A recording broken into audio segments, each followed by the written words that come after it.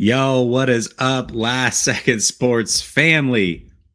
Football is officially back. We have so much to talk about. And tonight, it's open mic night, which means it's your turn to call in, call your shots. This is your show made for you. So hit the link pinned at the top of the chat. Let's get it.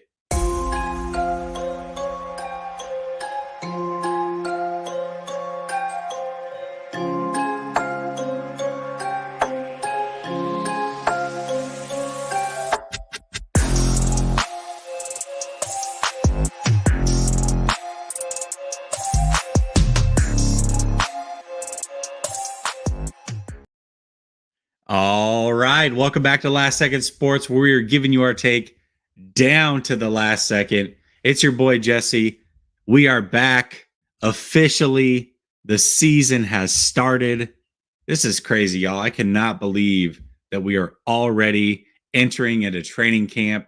The season is officially here, and we got so much in the last couple days to talk about when it comes to the San Francisco 49ers. Kyle Shanahan has been very generous with his words, to say the least. I cannot wait to get to that. But more importantly, it's open mic night, which means it's your turn to sound off. Call in. The link should be pinned in the chat, ready to rock and roll. So I always suggest, it's been a while since we've done an open mic, but I always suggest get in early because it fills up quick as the night goes along. So the link is pinned in the chat. Now is your time to jump in.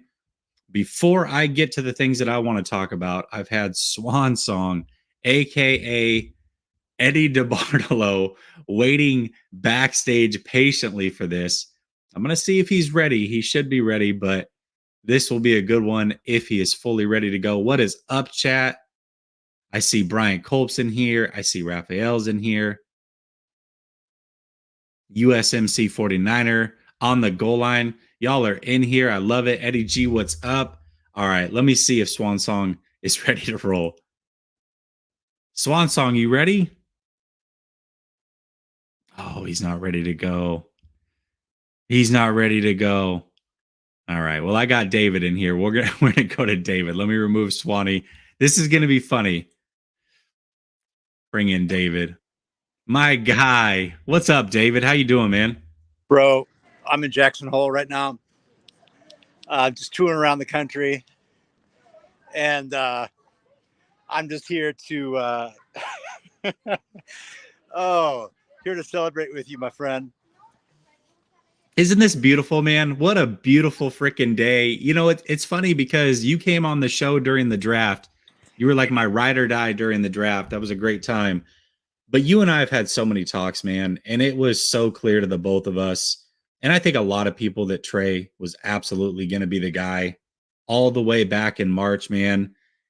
But yesterday and then again today, Kyle Shanahan, I mean, for as buttoned up as John Lynch is, Kyle Shanahan just spills the beans. He absolutely does not care. He'll say whatever's on his mind. He tells you how it is.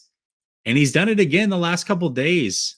It's crazy. So, with that being said, oh, hold on a second. What's going on here? All right. With that being said, this man has told us that this is Trey Lance's team. He's made it extremely clear that this is Trey Lance's team. What are your thoughts on that, brother? Yeah, I mean, I think that. Hold on, I got to get my. Oh, you're good. I'm giving my key to my. Hey, you're out, brother. Just kick my son to the curb. Ice for the cooler. I'm talking about I'm talking about my boy Jesse right now. All right, so look, my thing is, and it always was, and I still believe, like you said, is Kyle's right. I also feel like, this whole idea that we're waiting to what? I'm check my watch. July 26th. We wait till July 26th to say this. Well, guess what? They still haven't traded Jimmy Garoppolo. So that's my whole thing. That's just like confusing to me, and a little bit is like, and I argued before. Yeah, we know Jesse. Like Trey Lance is built right. Like he's confident. I personally, I had a preference that would have been just publicly get in front of the mic and say this 5 months ago. And I know there's people that say it doesn't matter, and I totally respect that opinion. I'm not going to perseverate on that, but like, yeah, it's a good day no matter what. And like, it was just refreshing to finally hear. And I do think that's important. Any industry that you work in, I don't care who you are, you can be as confident as you want. I'm a confident person. I know you are, but like at the end of the day, I'm a teacher. It feels good sometimes to have your superintendent or your principal or somebody on the board or whatever else, or, in your organization say, publicly, I got Dave's back. Like I appreciate the work that you've done. And you don't do it for those pats on the back, but like, that capital does mean something to people. And I think in the NFL, as uber competitive as it is for a kid that's 22 years old, like, I think it feels good for Trey Lance to hear that today. I mean, are we really going to say that doesn't feel good? You don't think he feels like he goes to bed tonight being like, all right. Like, people finally are hearing this from the top. Like, so I'm not gonna belabor it, but I'm just glad it's out there. I'm glad we're ready to move on. And honestly, man, at this point, I don't care if they cut Jimmy. I don't care. This trade capital, like I don't believe the trade capital really exists. If it does, it's so nominal to the point where I don't even know if it's worth the trouble of doing it. Like, I'd rather just, like, honestly, if they really want to do right by Jimmy, because it seems like they are obsessed with doing right by Jimmy. Like, I just like cut his ass and see what happens. Yeah, absolutely. And the thing is that I've always said that the human element is such a big part of the game. And the human element is extremely important. And I don't know what was going on behind the scenes. So I don't want to kill Shanahan for this right now. But as long as he was telling Trey behind the scenes, like, listen, this is your team. Don't worry about it. All this other stuff that's going on. That's all that needed to happen. But him saying it publicly was also important to a certain extent, because even if Trey knew behind the scenes, hey, I'm the guy, no question about it, just hearing it publicly so that he doesn't have to hear the Jimmy G's going to be the starter. This is your second year in the league. Like, I know he's built for this, but at the same time, social media can wear on anybody. I don't care who you are. And he does actively participate in social media enough to where he has blocked some people, right? So he hears all the noise. So now he doesn't have to hear it anymore, at least not from that standpoint. The team's his. Kyle Shanahan was very crystal clear about that the last 2 days. And I think that's a big deal.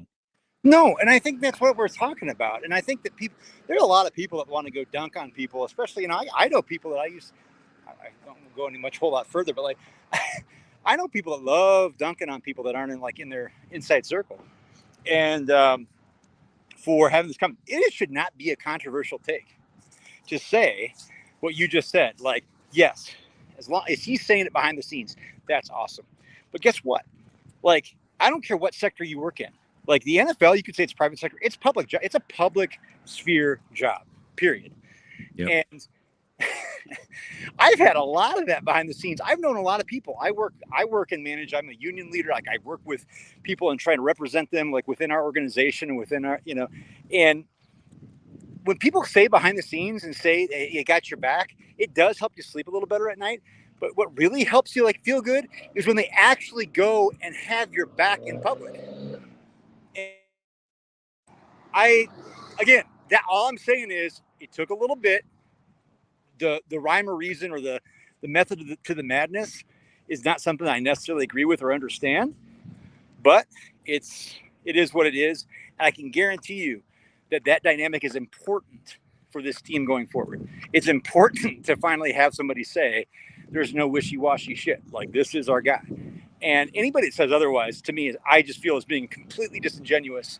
And I think there's nuance to it. So yeah, man, I'm happy. Now the next domino is what happens to Jimmy. When does Debo's thing get settled? Obviously, I think you and I, Debo getting it's not a likelihood. It's like pretty damn close to like an almost ironclad certainty, of course. Yeah, it goes. I don't know. I don't know what the timetable is for that. Yeah, I mean, that's the next big domino to fall, right? And the Jimmy thing is a little silly because I feel like they've already won the trade. Like, for what Jimmy is or what Jimmy isn't, second round pick to get a guy who was able to go into basically 4 seasons as a starter. You can't be mad at that. Like, he's done what he needed to do. Now, it wasn't enough to win a Super Bowl, but that's okay. Like, it was enough to bridge the gap and help the team get to that next level. And now they're basically knocking on the door of winning a ring. Let's see if Trey can get them over the top in the next couple of years, right? But So that's one this thing. whole Yeah. So yeah, go ahead. Yeah, I was just gonna say, like, there's no reason to play this out anymore. And you did. You talked about that earlier. But like, you've won. You've already won the trade. Like, what are we waiting for? And then Debo, yeah, that's the next big domino. Because one thing they did say is that Bosa's most likely not happening this year. Like, that's not necessarily in the plans because he's not in the final year of his deal. So Debo's got to get done, and it's got to get done relatively quick. yeah, and I think I think that all. I mean, it's encouraging. We know Bosa's going to get done. We know how important he is. He's to me, and I know you know me. I'm not a homer. I know for sure you're not. And but those some kind of people feel like get players to kind of get attached to it. I completely understand that. And I'm not sitting here like I don't have a Nick Bosa jersey. Obviously, I love him, but like Nick Bosa is to me, the single most important signing they have, and that includes Debo Samuel. Okay, so Yeah. and I think Debo's very important. But yeah, that's going to happen, and it's the fact that they prioritize that is very encouraging. It's obvious that you have to do that for a guy that caliber. I think Nick Bosa is a top.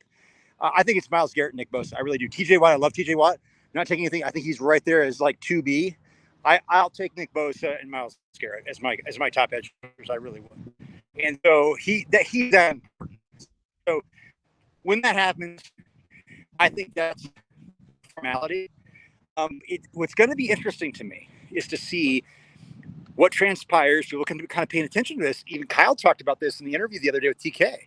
Kyle Kami is that which transpired on Twitter. You've seen it on social media with Lance and Ayuk being attached to the hip all off season, and which is obviously encouraging. There are many of us, including myself. I don't know. I'm not speaking for you, Jesse, but going into last year, I don't think there was not a plurality of people that were saying, or a majority that were saying Debo Samuel was absolutely the receiver one on that team until had, and so obviously Debo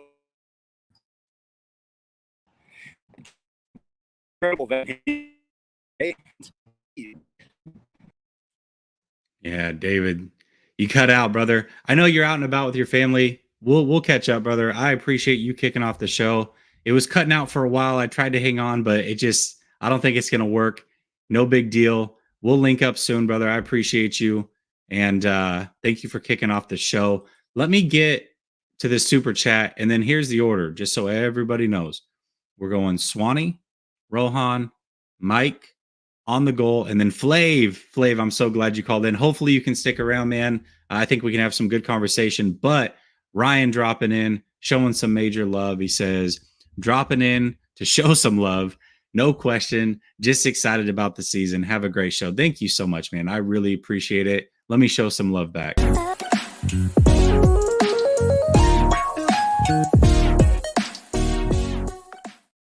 All right, Swan Song. Hopefully you're ready to go. Swan Song / Eddie D. I'm going to get this timer on here too, just so that we don't make people wait forever. What's up, Eddie DeBartolo? How's it going, Jesse? Looks like this thing's a little lagged. Oh, it is a little lagged. It's all right. It's no big deal. It's still funny to me. Let's keep it going. So yeah, I mean, great news today, right? I think Jimmy, I think pretty much Kyle said it, right? Like they don't have until they have a reason to get rid of Jimmy. Like, well, I'm trying to misphrasing this here. They don't see a reason to get rid of Jimmy, but like until there's a reason, right? But if he's not traded, the reason is $25 million. I think if you could read between the lines there, I think that's what he's saying. So there's no shot that Jimmy's going to be on this team as a backup or anything. Now it's whether we're going to get some low draft pick, right? Or he's going to be cut. I think that's what it comes down to. as far as any burning questions, I mean, I think the only burning question I have is for the offensive line and how that's going to turn out. Like, that's going to be interesting to see, right? Like, because we don't know what's going to happen with left guard. We got to see if Brendel, who's going to be his backup, or if he's going to be the starter, period. Brunskill has that knee tendonitis. So is he going to get beat out? McGlinchey is recovering from his tendon tear. So that's some of the burning questions I have. I'm not sure how. I think that's going to be the key thing to watch this camp. Besides, of course, Trey and then of course I think slot receiver, and I really want to see the matchup between Hufanga and Kittle. Ooh. Right? Because they'll probably have some of those matchups, right? Because we haven't seen that, so it'd be interesting to see how that plays out. And I also am interested in seeing Debo and Ayuk against Ward, because you see it now, like when Grant does his who won and who lost at the end of the camp days. You're going to either hear Ward getting burnt by Ayuk and Debo, or you're going to hear him locking down Debo, and Grant's either going to say, well, I don't know, Debo came in overweight, Ward's locking him down. So it'll be interesting to see how that all plays out. That's funny that you threw that in there, because that was exactly what was on my mind. I'm like, okay, if he doesn't say this matchup, I have to throw it out there, because that's exactly what I'm looking forward to. I want to see Tarvarius Ward go heads up with these receivers. That's going to be a heck of a lot of fun. And honestly, too, I think the other matchup, Mosley going up against these guys, taking the number 2 guy. Yeah. I mean, these corners are absolutely stacked. They're going to have some good practices, and iron sharpens iron for sure. This team, just based off of these practices, I think are going to be so ready and polished for the season. There's not many teams in the league that I think can say have this good of an offense and this good of a defense to where they really match up well and can bring the best out of each other. I'm looking forward to it. Yeah, and we won't know in this camp, I don't think, but we're gonna know during the regular season, is that how is Kyle going to evolve with Trey? Like, how is Kyle and Trey going to work, right? Because we know that they're going to do the Jimmy G offense, right, as a baseline, right? But Kyle also, he's not going to leave yards out there that can be had, right? So there's going to be this ebb and flow of, how far do they go away from the base offense, right, to cater to Trey's talents, right? And then sometimes he might go too far, right? And sometimes they have to reel it in and go back, or sometimes they'll just stay too in the framework of the Jimmy G offense. I don't mean the Jimmy G offense, but you know what I'm saying. The offense I know exactly what you're talking about. Yeah, for Jimmy G. So it'd be interesting to see how those two things play out. And I think that's going to be something that we look at all year, right? Because it's going to be like this, what can they get away with? What can they pull off? And, how can they make this offense better? Because, man, I'm not saying it's going to happen now, but eventually, this is why we drafted Trey. Eventually, I wanted to be like the 49ers of the old days, where we put up 40 points regularly, right? Especially in this league where it favors offense, right? You know what I mean? Because if you look at the 49ers back in the 90s, the 80s and 90s, 40 points back then is probably like 50 now because of the inflation of points, right? But yeah. Listen, I'm with you. I would love nothing more than that. And it's funny that Eddie DeBartolo is talking about how he wants a throwback Niner style team. I think it's very fitting way to end the call, Eddie D. I appreciate that. All right. Thanks for having me, Jesse. All right, brother. You have a good one, man. You too. All right. Later. Swan song, man. That was a great call. Love the Eddie D thing. All right, Rohan, we're coming to you, brother. What's up, man? How you doing? I'm doing good. I'm doing good here. How are you? I'm doing great. Hey, plug your channel real quick. It sounds like you and I might be going on together Monday over on your space. So go ahead and plug it for the chat.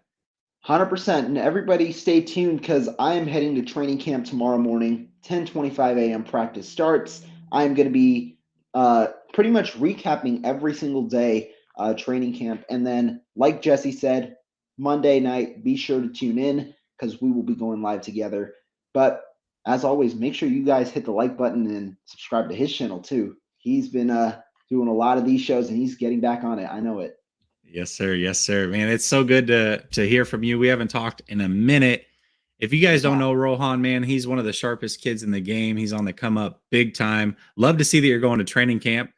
I think one of the things that you do that I absolutely love is I think that even though you're a fan, for as young as you are, I think you remove a lot of emotion out of your thoughts and takes. And I think that's a great thing, especially to have that so early in the game. So the fact that you're going to training camp, I think that you're going to give us an even keel report every single day. And I'm looking forward to hearing from it. Definitely. Thank you. Speaking What's about on your mind, brother? Yeah, just speaking about training camp, something I heard today in the Shanahan Lynch interview, they asked about Daniel Brunskill, a guy who missed all of OTAs and minicamp with knee tendonitis, and they said that Brunskill will get run both at guard and center, and they also believe they have other guys at guard who can compete, including rookies, which I'm assuming he means Spencer Burford and Nick Sakel, who both had run at guard in the preseason. What do you take away from that? Yeah, I think that was definitely glossed over, right? As far as things that people are taking away from the press conference. And it's interesting because I remember bringing this up and it's a bit of a concern of mine. I think they have a bunch of names, right? A bunch of guys.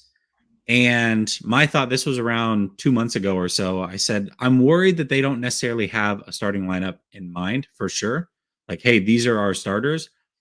And what they're going to do is it's basically throwing spaghetti against the wall and seeing what sticks. Have everybody try a little bit of everything and just whatever works is what they're rolling with. And I think that can be great, right? You're going to get the best players to play, but from a continuity standpoint, that does concern me a little bit. Now, I also do have to believe that they've got some sort of plan in place. They've got a preference for everything, but they maybe are saying what they're saying because they want training camp competition. And this is something that Shanahan talks about very openly, always has. And he wants the guys to compete. He doesn't want anybody to feel comfortable. And so maybe it's as simple as that. But if it truly is an open competition on maybe 3 of those starting spots, and you have Mike McGlinchey, who's not going to be playing right away, which they did talk about as well, man, the continuity factor really can be an issue. And that's concerning to me.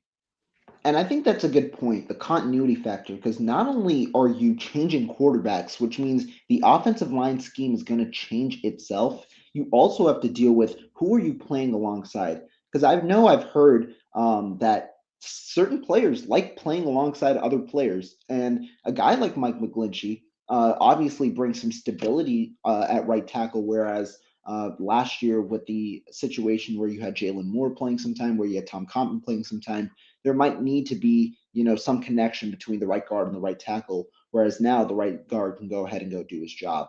But now, like you said, there's open competition, which always is good, but also can have some negative issues as well. And I'm wondering, does this mean anything about Jake Brendel?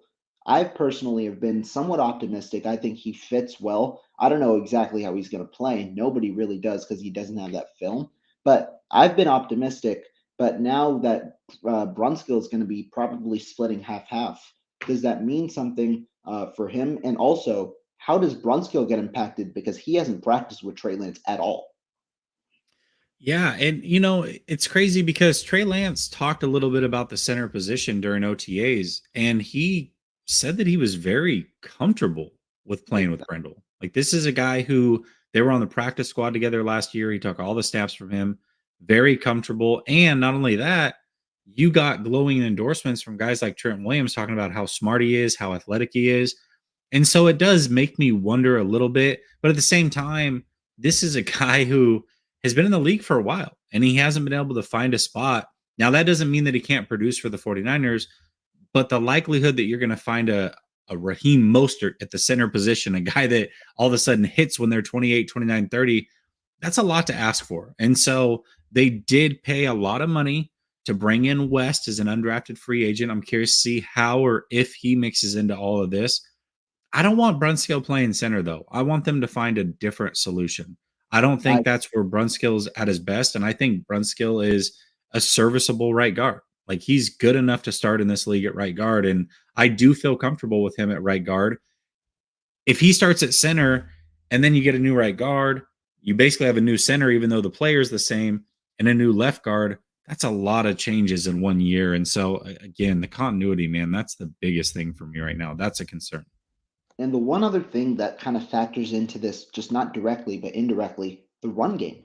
We have Anthony Lynn, and we might be running a lot more inside zone than in previous seasons, especially with Trey Sermon, who's looking better than ever. And he was a pretty good inside zone runner in college. You've got Tyron Davis-Price, one of the better accelerators on the team. And he's also a pretty fierce downhill runner, a guy who normally functions inside the tackles. Obviously, you have Elijah Mitchell, who works best outside, running behind Trent Williams. But with the focus towards the inside run, I think that it also is important, like you said, with the continuity, because not only are you worrying about pass protection with Trey Lance, a different quarterback now behind the offensive line, you're also worrying about the different responsibilities that you have to take at the different positions in the run game as well.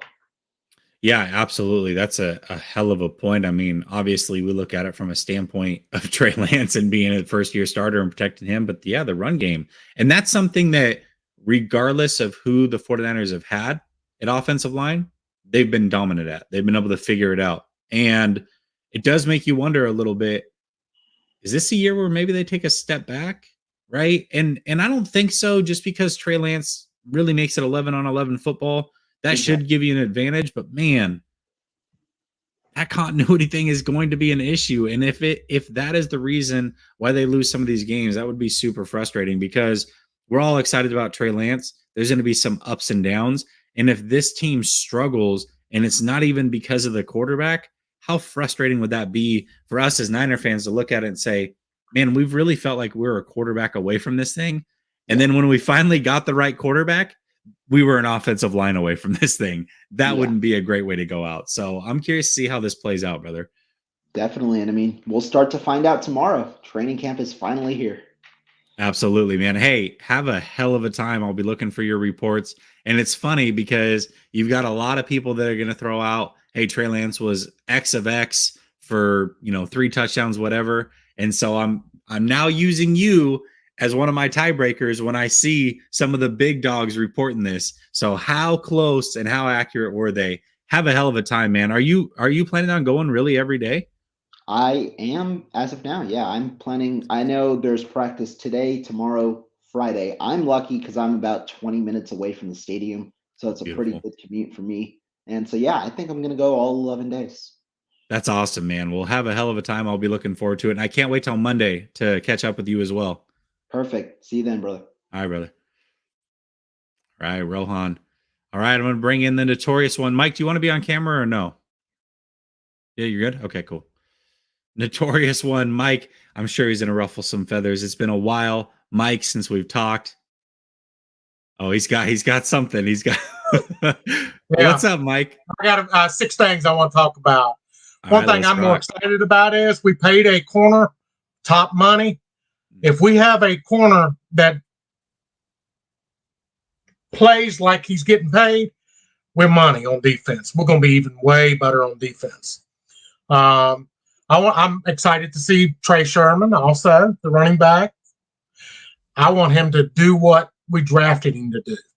I mean, we spent a high pick on him, and he was the 3rd best running back in the draft that year. We got to see something. Are you going to the Atlanta game?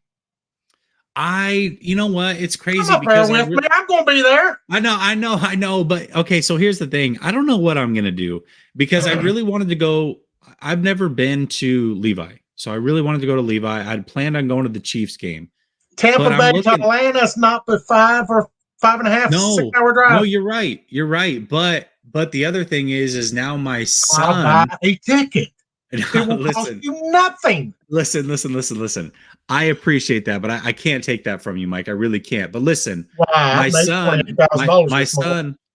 son's now getting into football. He's 8, and he's a Ravens fan. And so we actually just spent almost $1,000 on Bucks and Ravens tickets. And so I'm like, I don't know. Do I want to spend another $1,000? I could pay $250, $300 for ticket. Shit. Yeah.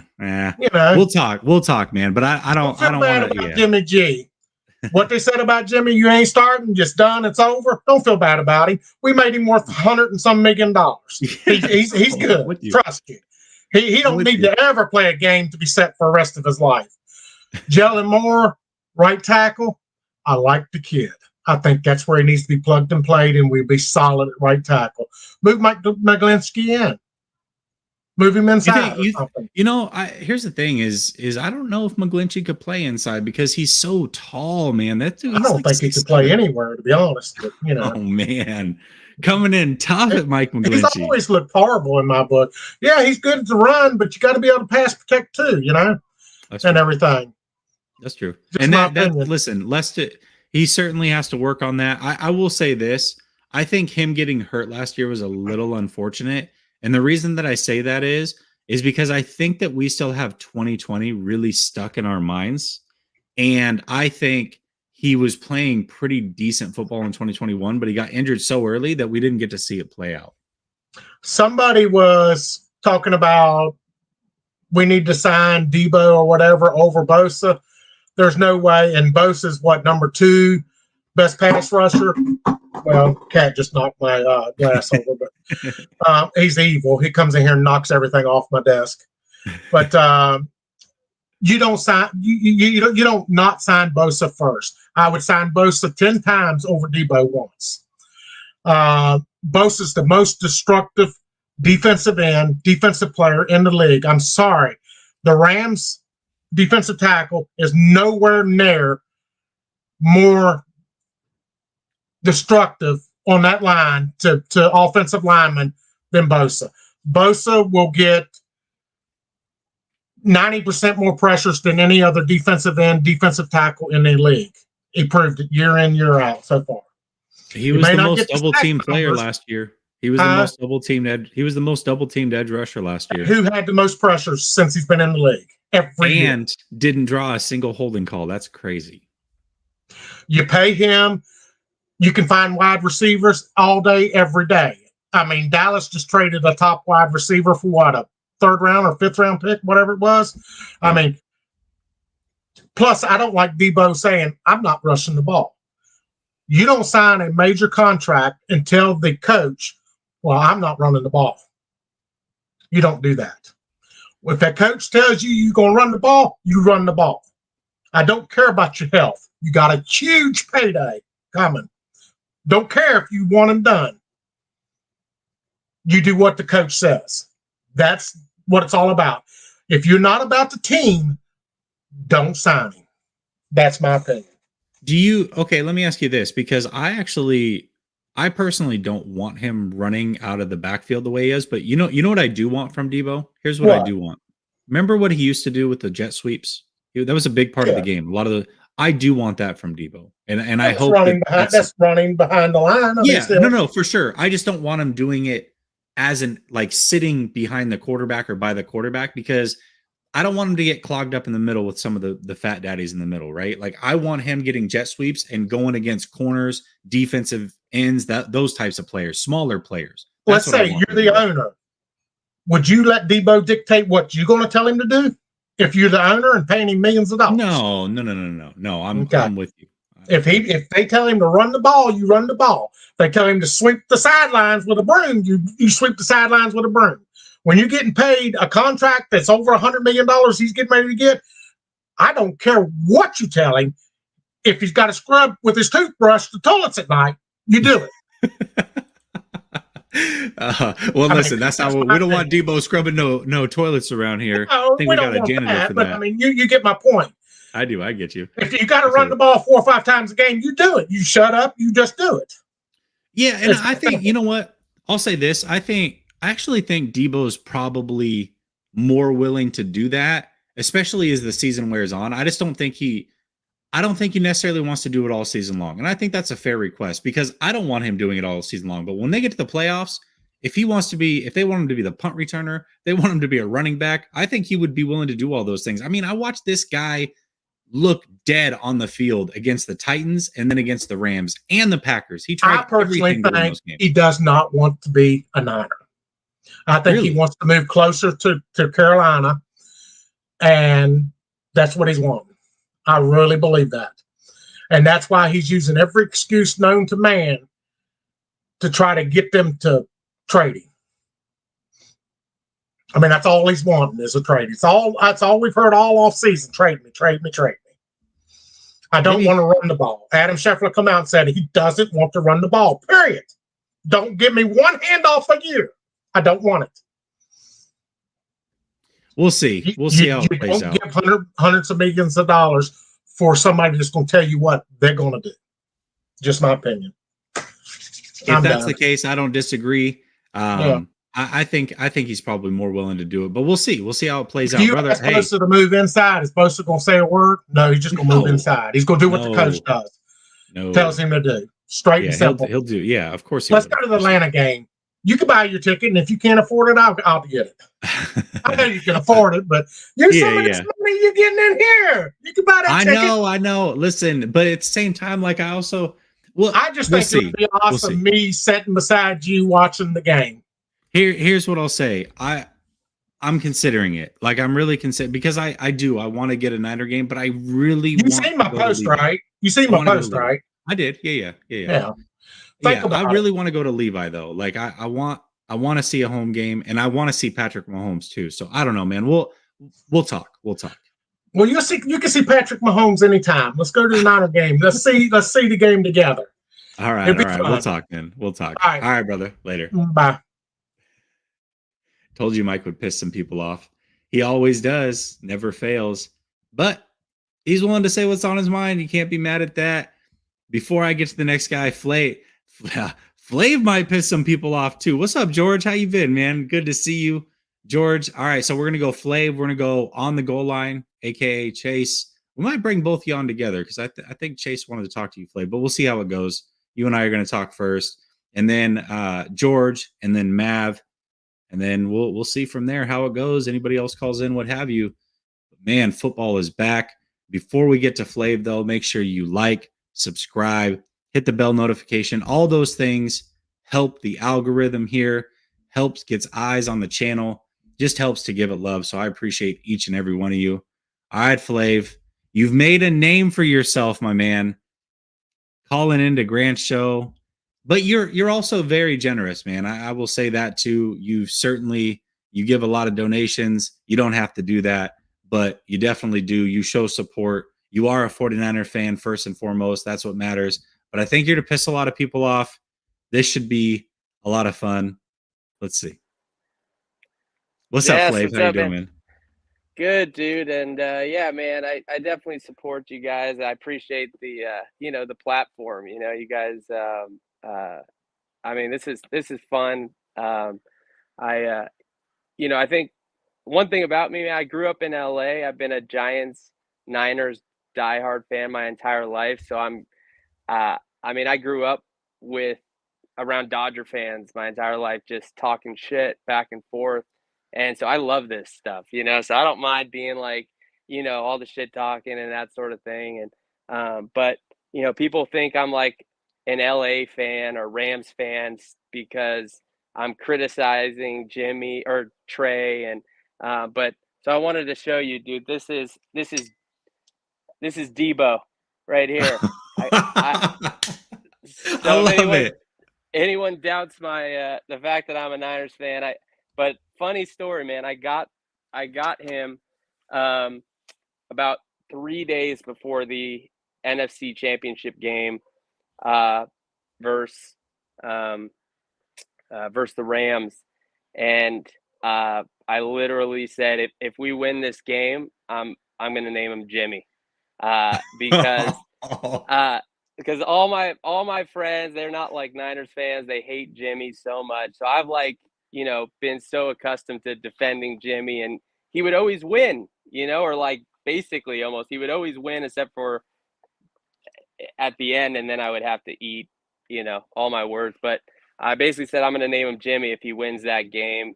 If we lost, I was going to name him Debo, which I think is the better better dog name anyway. And so this is Debo. But yeah, anyways, man, well, let me say this real quick because I got to respond to that. Yeah. I'm low key not as mad. Like that actually made me a little bit happier. Not happy, but like I'm cool with the loss at this point. Like the fact that your dog is now named Debo instead of Jimmy, I feel like that was a favor done for you, brother. I really do. It was, man. I don't know how I was gonna explain because either way, he's probably gonna be gone. So it'd be kind of weird having a dog named Jimmy After Garoppolo. the quarterback that's not here, yeah. Yeah. So anyways, man, but yeah, dude, I just get a kick out of it and I don't mind it. I think but at the same time, I think it's funny because for a year and for 2 years, I've been like watching these 49er fans just rip on Jimmy and, criticize him hard and that sort of thing. And now I'm like, unsure about Trey and everyone's like, you're not a real fan and, this and that and blah, blah. I'm like, hey, man, like I just like I can hope that I'm wrong about what I see and hope that the Niners end up, with the quarterback of the future and hope he's the real deal, but still be skeptical based on, what I see and what I think. And, with regard to that, for me, I think the two most important qualities that a quarterback can have, number one is just, that the greatest quarterbacks of all time are those quarterbacks that are smarter than, everyone else on the field. And so it's like between the ears is like the number one quality. But I think number two is the ability to lead a team and instill confidence in the people around you. And I think, the greatest quarterback, when you think about Brady and Montana and these guys, it's like, when they get the ball in those final 2 minutes, everyone in that huddle believes that they're going to go down and score. And I think it's a thing. Some people have it, some people don't. And, Jimmy was by no means the smartest guy on the field. He definitely lacked in that department. But I think when it came to being a leader, I really do believe that there was something about him that the guys believed that they were going to win at the end. And I think that that's a rare quality. I really do. And I think it's in today's like day and age of like stats and putting up numbers and that sort of thing, like that gets overlooked. But if you look at the greatest quarterbacks in history, like they weren't the most athletic quarterbacks. They didn't necessarily have the strongest arms. They weren't the fastest, but they were usually probably the smartest and the best leaders. And I think, those are the top two qualities. And then if you take, if you're lacking in one of those two, you can make up for some of it with athletic ability or other traits and that sort of thing. And so, and for me, it's just impossible to believe that Trey is going to be, and it's not his fault. He just hasn't had the time necessary to learn, Jimmy spent 4 years behind the greatest of all time. And although he's not the smartest, I'm sure he learned a shit ton about that. And I don't think, Trey is coming in with a lack of experience to begin with. And, he had 1 year. I'm sure he learned a lot last year, but I think the learning curve is going to be steep. And this is a 22-year-old kid that's going to be having to tell, a 30-year-old 3-time Pro Bowler, like what to do in a huddle and like to have the confidence and be able to motivate someone else that that's way more accomplished than you. It's something that's like, I think just so overlooked and taken for granted.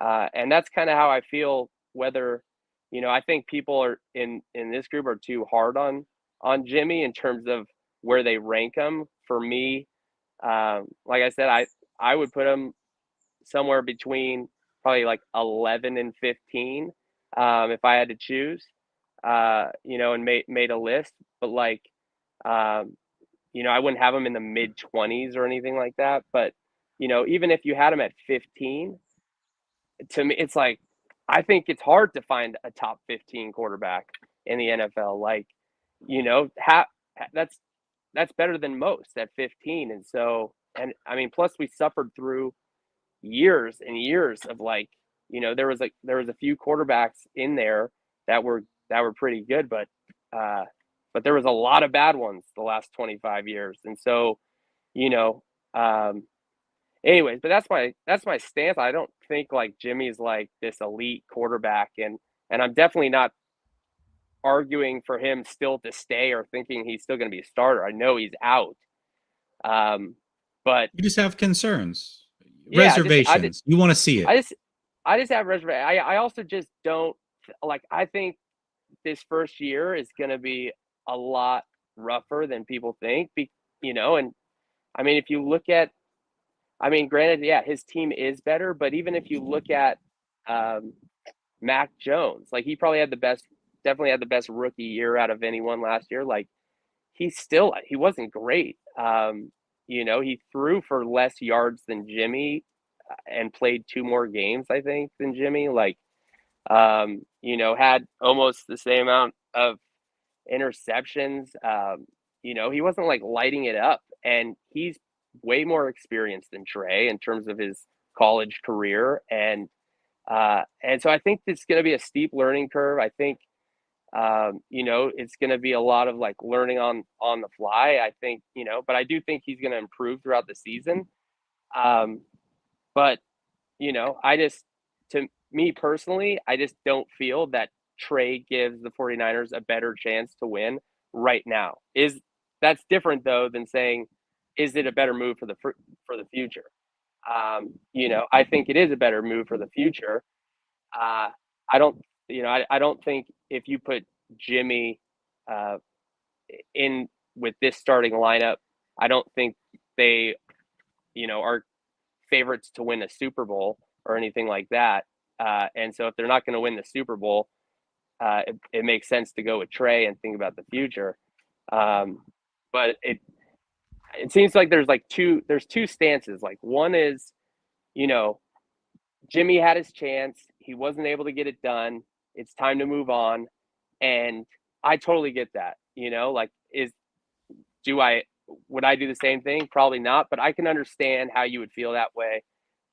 Those were painful losses, and he threw a lot of dumb interceptions, and I can understand that. What I can't understand though is saying Trey is better than Jimmy right now, like with no evidence of that at all. And so that's sort of my feelings on that. You know, with regard to Shanahan today, it's like, you know, I've seen a lot of people being like, well, Shanahan said that, you know, Trey is this and that. Not, you know, to me, I'm like, well, what else do you expect him to say? That, you know, shit, we really messed up spending 3 firsts on this kid. Like, he's not going to say that he's bad. So, you know, that's all he's going to say. I think what would honestly ease my concerns would be all of the people that don't have an interest in Trey being successful. If they started coming out saying, damn, this kid looks good. He looks like he's going to tear it up. He's ready, but he's not. Those people are ranking him 29th out of 35. And so, you know, to me, it's like, yeah, the people inside the 49ers organization are saying he looks good, but they have an interest in saying that he looks good. I want to see people outside the organization, you know, saying that he looks good. And it seems like everyone's saying that they don't know about him. You know, he's inaccurate. He's got a lot of learning to do and that sort of thing. And so, you know, that's basically where I'm at, man. I don't know if you have yeah. Like here's the thing. So, and I wanted to give you your time, right? Because you and I have been going back and forth a little bit, and I put a 5-minute timer on here, and I ended up taking it down, but I wanted to give you your time. I really did, because it's a different take, right? And I respect it. I think anybody that's willing to stand 10 toes down on their take and at least talk through it, I have to respect it, even if I don't agree with it. One of the things that you said in the very beginning, though, is that you think being smart, like having it all up here, is the most important thing, right? And I think you admitted that maybe that's not Jimmy's best strength, but he has the number 2 thing that is most important to you, and that is that leadership quality, being able to look the other 10 men in the eyes and lead them down the field in tough situations, and they believed in him. I think that most important quality that you're talking about, to me, is what excites me most about Trey Lance, and it always has, right? And I've just now started to see you in the chats. I don't know if you were around before, but last year before he was drafted, I did have an opportunity to interview his personal quarterback coach, who is also a quarterback coach for Deshaun Watson, Justin Fields, and had worked with some other guys, Malik Willis. And, he said a lot of things on air that really gave us confidence, but off air, and I don't, I'm not going to air everything out because these were conversations we had in confidence. But the things he said about Trey Lance, let me just say, in comparing him to guys like Deshaun Watson, now Deshaun Watson as a person, maybe not the best, right? But as a player, we do know he's a very good player. He was very confident in Trey Lance and his overall abilities, and mostly he was most confident in his brain. Now, we know that Trey Lance tested not only high, but off the charts in the tests that they gave him pre-draft. This was not only a 49er thing. This was something that a lot of people reported, a lot of big names in the NFL. And we do know that he was given a full ride scholarship to Brown University academically. So we know that Trey is extremely smart. And the last thing I'll say is that we also know that was backed up by the team. If you remember last year, they talked about how they hand out tablets to all the players and that Trey had logged the most time on those tablets studying. And Shanahan made a joke about it. He's like, well, technically, if you just leave it on and let it sit there, it's going to log time. So we don't really know. Half joking, but that's not the first time we've heard that about Trey. Like, we've heard this a lot. And so I think the thing that you're looking for most, something Jimmy doesn't have, Trey absolutely does have. Now, the rest of it, we got to figure it out. And I think it's okay to be skeptical about it. I'm totally cool with that. I don't look at you like a lot of these other guys that I don't think that you're completely unreasonable with your takes, right?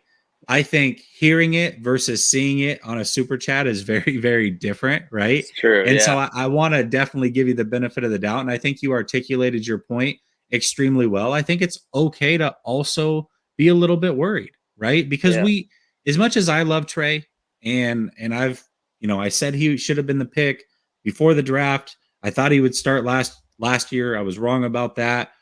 But I am really big, and I think that Trey is going to be a great player in this league. I really, truly believe that. But I don't know that for sure. Just like you don't know that he's not going to be able to do the things that you're worried about him not doing. And even if he does eventually get to where I think he can be, it genuinely could take a year. Like Josh Allen is a guy who I had a lot of arguments the first 2 years in the league because I stood on that he would be an elite quarterback coming out of college. And it didn't look good for 2 years. And I had a lot. I really had to stand on that comment. Luckily, it showed through and I was right, but it can take some time. And we'll see with Trey. But last and most importantly, something that you did say, and this is where I think you're very, very logical in your point, is that you said, hey, we're not going to win a Super Bowl with Jimmy anyways. So it's time to move on. Like, if we're not going to win a Super Bowl either way, if Jimmy's not going to be a guy to win the Super Bowl, then at the end of the day, they have to figure out if Trey can be that guy. Maybe Trey is, maybe Trey's not, but we do know that Jimmy is not that guy, and so it is time to move on. And that's where the team's at. And I think that's a fair statement by you. Yeah, and 100%. I mean, by all accounts, everyone has talked about how smart Trey is. I don't think and that's definitely encouraging, and that seems to be a consensus with everybody. And so I think that's a huge thing. And then, I mean, there's no question too, his athletic ability is insane. He's I mean, his arm is insane. He's big, he's fast, he has everything there. I guess from my standpoint, it's like is it realistic? And from a fan, I think if I had any disappointment, it was like, is it realistic that anybody can come in and be, and with Trey's experience or lack of experience, and be like good enough to carry a team like deep into the playoffs. And with the exception of maybe our O line, like this team is legit. We have a lot of players, and it's like it would and so like when this first happened, I was not bummed that we wanted to get rid of Jimmy. I think I was all for that. I just thought, if you're a quarterback away, you don't go to the draft to get it. You go get a proven quarterback, go get Stafford when he was available, or someone like that is an upgrade already, and go win. And so, my fear is that I think Trey will be good also. I just think it might take a few years, and I worry that by that time, Kittle's definitely going to be done. Like, are these guys, Trent is going to be at the end of his career. Like, are all these pieces that we have that are ready to win now, are they going to, are we going to have a shot with Trey, with this group? And, that's what I worry about. But I have no doubt, like, if we were 3 years away from like, everyone's prime, I would be like, we're going to have a dynasty in 3 years. But I just worry about like missing the window now. And, and again, it's not a knock on Trey just so much as it is this is the highest competition in the world. And the guy has 1 year of, not the top level college experience, and hasn't played really in 2 years. It's just, there's a lot there that would make it super, it's against the odds that he would come out and be like a top 15 quarterback, I think. And so let me do this. Let me end it on this, because I got a lot of people building up, right? For sure. When the show's done, or whenever you have time, go search it on the channel. I've got an interview with his quarterback coach, his personal quarterback coach, but more importantly, there is an interview that I did about 3-4 months ago with his quarterback coach at NDSU. I think that interview will really kind of ease your mind. And when you hear what was thrown on Trey Lance's shoulders and the responsibilities that they put on their quarterbacks compared to many other college players, I think that I think that'll ease your mind more than anything that I can say, because hearing it from him is a whole different deal. I think there's a lot that's made about him playing at a smaller college, and I think that normally that would be a legit concern. But what they ask their quarterbacks to do compared to what any other college quarterback is really expected to do, I think it'll ease your mind a lot, and you're like, oh wow, I didn't realize that that's what his responsibilities were. Go check out that interview. It's Randy Hedberg is his name, quarterback coach at NDSU. You can just search Randy Hedberg on the channel. It'll pop up. But go check that out, and then hit me up in the comments and let me know what you think about that one. All right? For sure, dude. Thanks, Jess, and thanks everyone for letting me talk for so long. All right, brother. You have a good one. Later, buddy. All right, we're on the goal line. I was thinking about bringing you up, but I wanted to let him cook a little bit, right? I think that's fair. Give him his time, and just be respectful. So we're going to go on the goal line. We're going to go George. We're going to go Mav. We're going to go Niner by Nature, and then Wheels Up Podcast. If you guys can't stick around, I totally understand. I just like to give you the order in case it's not going to work for you. I totally get it. All right, Chase. What's up, brother? Good, How you man? doing? I'm good. How are you? I'm doing fantastic, man. How's your pod going? You starting to dig it? What's up? Yeah, just did we did 2 videos so far. We did a live stream. It's been a learning curve, definitely. But it's been fun. It's been fun. I just want to give a shout out to Flav, because I mean, it takes a lot to come on here and say some stuff that a lot of people are going to disagree with. So I'm pretty impressed by what he said. I actually agreed with a lot more of it than I thought I would. As far as leadership aspect goes, though, I think just based on what we've heard about Trey, and he's right, like people around the building aren't going to talk bad about his leadership and whatnot, but he seems to be a very good leader, right? He has the smarts, that's been shown. He seems to be a very good leader. So I really, I don't think there's going to be much of a drop off in that category from Jimmy to Trey in terms of the leadership aspect. Yeah, and I think that's it. But I also think it's fair that you have to still earn it at this level. Like we know that he's a natural leader.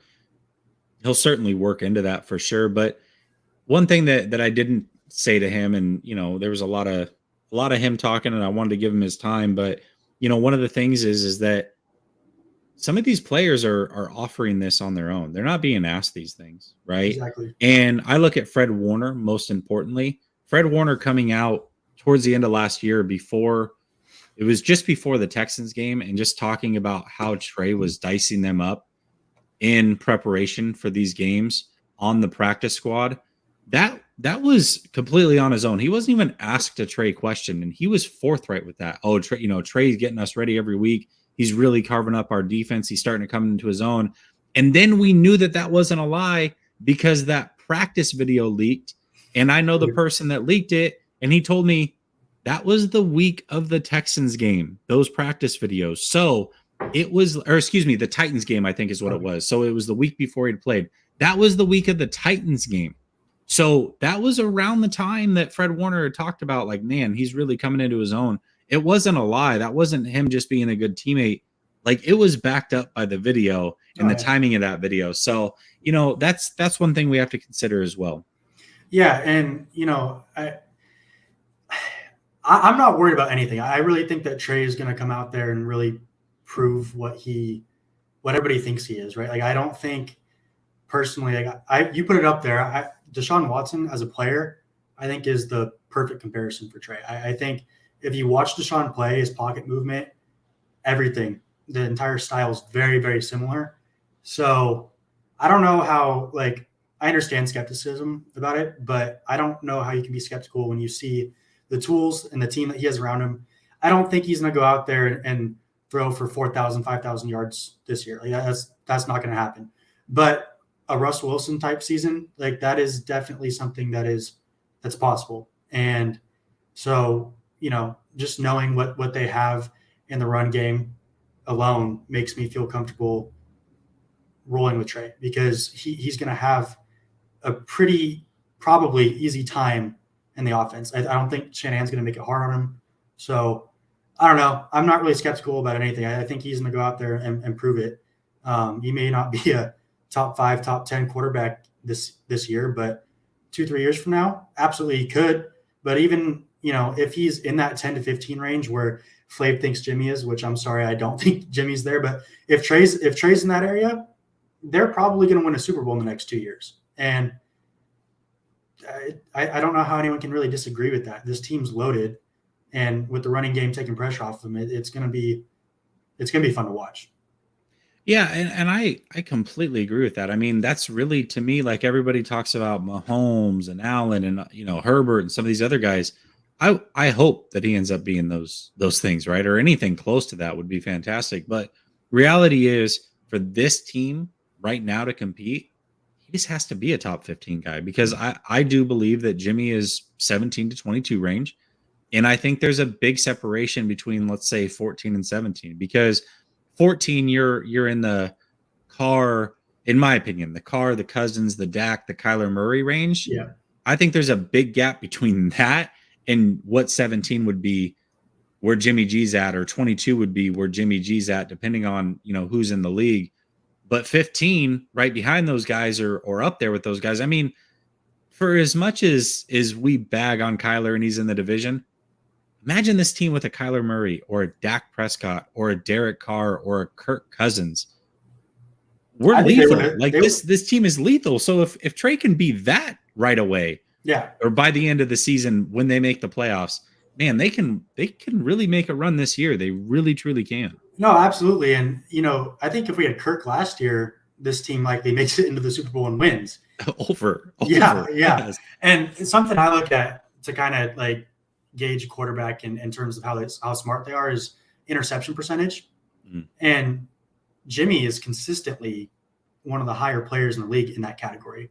So I don't know how you can, anyone who thinks that, like, Trey just has to be better than that, I guess is what all it comes down to. And Jimmy's interception percentage last year was 2.7, which is the lowest he's ever had.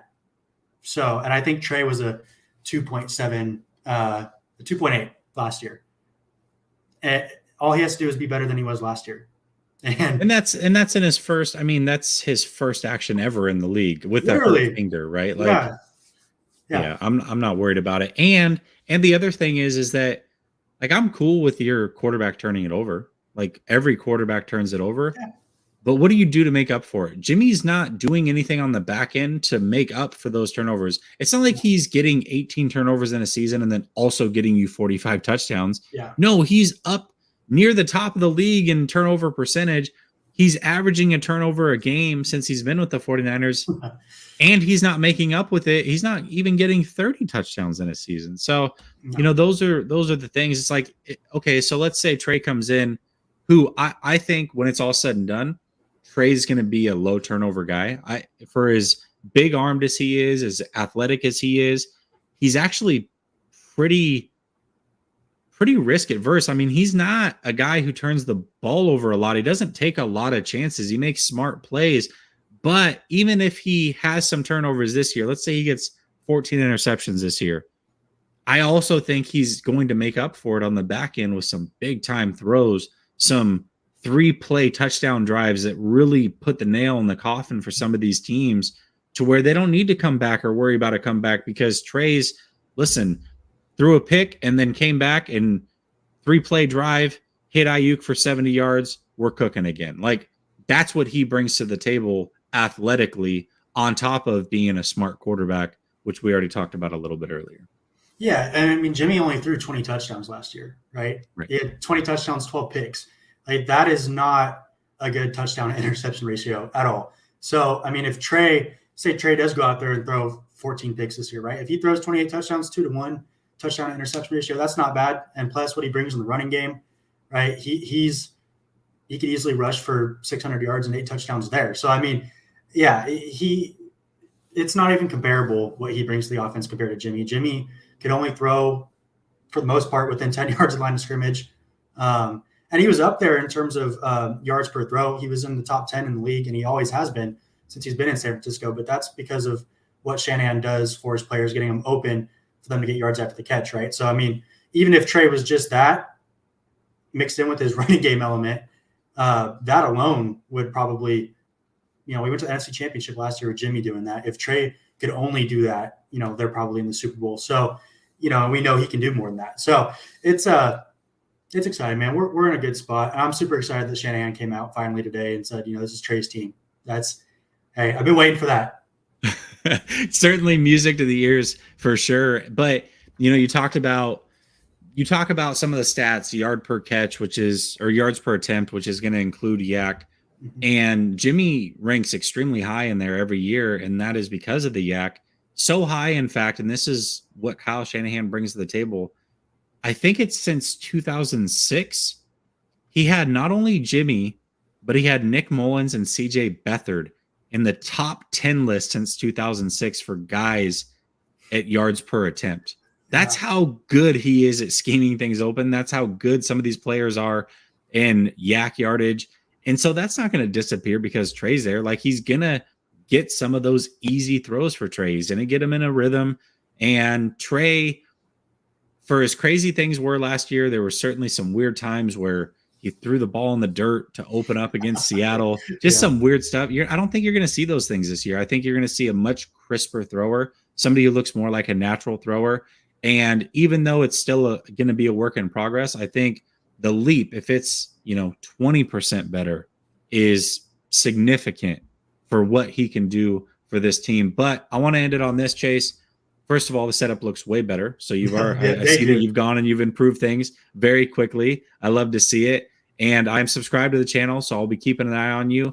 And then make sure that you do the call-ins. You know, every time we have a call-in, it'll probably be Thursdays going forward. But this week, we just did it on a Tuesday because training camp really is official today. And it's, you know, nice to get you guys on. So yes, sir. I appreciate it. Thank you, man. All right, brother. Have a good one. You too. All right, y'all. Let's get on to the next one. We got George, Mav. Then we got Niner by Nature, Wheels Up Podcast. George, it's been a minute, man. I haven't done these calls in a while. Hopefully, one thing I do remember, though, is it's very iffy when you and I talk. Sometimes you're at work, and sometimes it works, sometimes it doesn't. We'll see how it goes tonight. What's up, brother? How are you? How's it going now? Hey, listen, you sound pretty good. Sound pretty good. Hey, the only thing I gotta say is everybody just gotta relax. We're gonna know all these questions when the season starts. Everybody's worried about the kid. The media, ESPN saying that the kid is one arm, one play Trey. I'm like, everybody just gotta relax, man. We're gonna learn everything when the season starts. I'm so happy Kyle finally said this man is a starter, but there's still a dude in the building that needs to go. Jimmy G still needs to go. With him still there, there's still the team itself is still gonna still be looking at Jimmy. So if he's still in the building, I'm still not confident that the Niners are all in yet. Jimmy G have to be gone first. That's mainly. Yeah, for sure. And he will be. Here's the thing. The way that they talked is he's going to pass his physical. Okay. Like, so when he had his physical today, he's going to pass it, which means they're now at a point where they can legit cut him and have no penalty other than like the $1.5 million or $2 million or whatever. That's $7.5 million. That's no longer a penalty once he passes that physical. But they're still choosing to keep him away from the team, which tells you they're ready to move on, regardless of what happens. Sounds like they're going to try to hang on to him, maybe even if it's up until week 1, just to see if they can get something off. But if they can't, it sounds like they're going to let him go. And I'm in full support of this. So it'll happen. Yes, because like the thing I'm saying is that nobody wants him. Like if all these other guys got picked up, the Raiders release Marcus Mariota and Mariota get picked up by the Atlanta Falcons. Marcus Mariota is not better than Jimmy Garoppolo, in my opinion, just overall. I mean, Marcus Mariota is a better athlete, but a leader and everything like that, he's not better than Jimmy Garoppolo. No, he's not. He's not. No, you're right. And if you look at what's the name, the Cleveland Brown issue with I don't even know that quarterback name no more. What the one I went to the Carolina Panthers? I forgot his name. Oh, Baker Mayfield. Yeah, Baker is not better than Jimmy Garoppolo. I'm talking about like leadership level. He's not better than Jimmy Garoppolo. He doesn't command a huddle like Jimmy Garoppolo. I'm not a Jimmy Garoppolo fan. I stopped being a fan when this man made so many mistakes that made me break my TV so many times that I stopped being a fan. But I could say that he's better than Baker. He's better than Mitchell. He's better than Marcus Mariota. And those teams did not want to pick him up.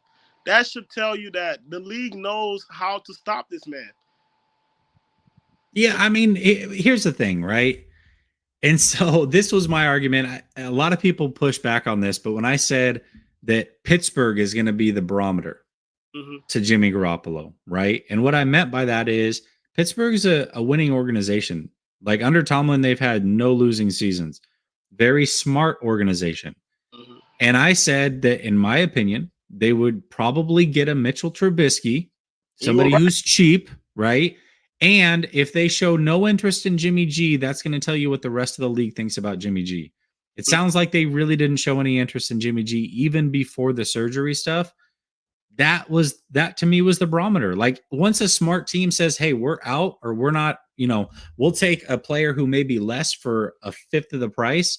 That tells you all you need to know. And the rest of the league seemed to follow suit there. And nobody's looking at Jimmy G and saying, man, like with a Baker, or let's use Sam Darnold, who was a guy that was floated around last year, got traded last year. When you looked at Sam Darnold, first of all, he was only a couple years into the league. So you're looking at that saying, okay, still a little bit raw. Maybe we can work with that. And he played for a terrible franchise in the Jets with up and down coaching. They went through some changes. You look at a Sam Darnold and say, hey, they certainly didn't get the most out of Sam Darnold. We can work with that. We can get the most out of him. He can be something in this league. Now, you're wrong about that. The Carolina was wrong about that. But at the same time, nobody's looking at Jimmy and saying, man, this guy's been in the league for 8 years, and he's working with Kyle Shanahan, who, I mean, let's be honest, this guy can't run an offense. We can make him better. No, they're looking at it going, you were with the best, and you were in New England, which was one of the other best. You have a lot of nobody's looking at that going, we can make him better. Like, Yeah. let's bring on Jimmy G. Let's take on that issue. No, nobody's doing that. And if Kyle Shanahan is tired of you, that should tell you that much. That should tell the whole league that the whole league already knows if Kyle Shanahan is tired of you, that means you have a lot of red flags. Yeah. And because Kyle Shanahan is the best offensive coordinator in the NFL. His scheme is very complicated, and if you cannot execute his scheme to the correct way, you are not the right quarterback. And Jimmy Garoppolo made too many mistakes in our offensive scheme. People need, like, all these Jimmy fans. I'm sorry. I'm thankful. I'm happy that he helped us come out of dark ages, but there's a lot of red flags with Jimmy Garoppolo. Everybody's just already downing the kid. Let the kid get his shot. We have given Jimmy G all this time. He have done his time. It's time for him to leave. It's time for somebody else to get a shot. That's the honest thing. And that's all, Jesse. I just want everybody to open their mind, wake up, let the kid play, and we will find out everything this year. We will. But it's fun to speculate, right? Like, that's what keeps shows like this going. Yeah. It's fun to speculate for sure. All right. Hey, man, it was great to see your face, man. It was great to talk to you. I've been working, man. I've been working. Listen, I know, and I haven't done the shows for a minute. Like, the NBA finals were on, and that threw the schedule off. Then there you go. Then I had family in town for like 5 weeks. I got COVID. It's like, man, I couldn't catch a break to get the show going. So we're back. The call-in shows will be every Thursday going forward. I'm looking forward to it, brother. After the COVID, do you feel better? Because I had I felt all nasally and all gangly in the throat area. It was horrible. Well, I'll tell you this. One thing that I have noticed is we have arm fatigue, right? Arm fatigue gate with Trey Lance. I have vocal cord fatigue. One thing I notice is I have to drink a lot of water on stream, and my throat gets dry, and I start to cough a lot. So I'm still working through that a little bit, but other than that, I've been good to go, man. All right, brother. Stay well. All right. Thank you. Thanks, man. I appreciate it. Later. All right. It looks like we got a super chat in, and you guys are saying that it came through that Jimmy G passed a physical. I was told that about 3 hours ago, but I don't want to blow up anybody's spot, and I'm certainly not like a breaking news guy. And so I have confidence in the guy who told it to me, but it's one of those things that I was going to keep tight to the vest. So I'm glad that it did come out. I was aware that he had passed a few hours ago before I came on. But I'm glad that it's being reported right now as well. So yeah, this is massive. Like, this is exactly what we wanted to hear when it comes to Jimmy G. And now they have no strings attached when it comes to Jimmy G. None whatsoever. I'm trying to find this super chat. I do see that there was a super chat in there, but maybe I don't know what's going on. Maybe it's way up there. Oh, here it is. Hold on. And this is Chase coming through. What's up, man? You were just on the show. Thank you for having us all on, Jesse. To all the fans here, love y'all. Best fan base in sports. I completely agree. I mean, you guys are phenomenal. The support that you show to us content creators in the community, there's a lot of us. And I try to go show support to these guys as well. And I see a lot of the same names running through these chats, showing love, taking time out of your day. It really does mean the world to each and every one of us. So I'm speaking for all the content creators. We appreciate y'all. Without you guys, this thing doesn't exist. So love that. Thank all of you. I agree. Clearly the best fan base in football. Let me show you some love back. And then we're going to get to Mav, Niner by Nature, and then Wheels Up Podcast.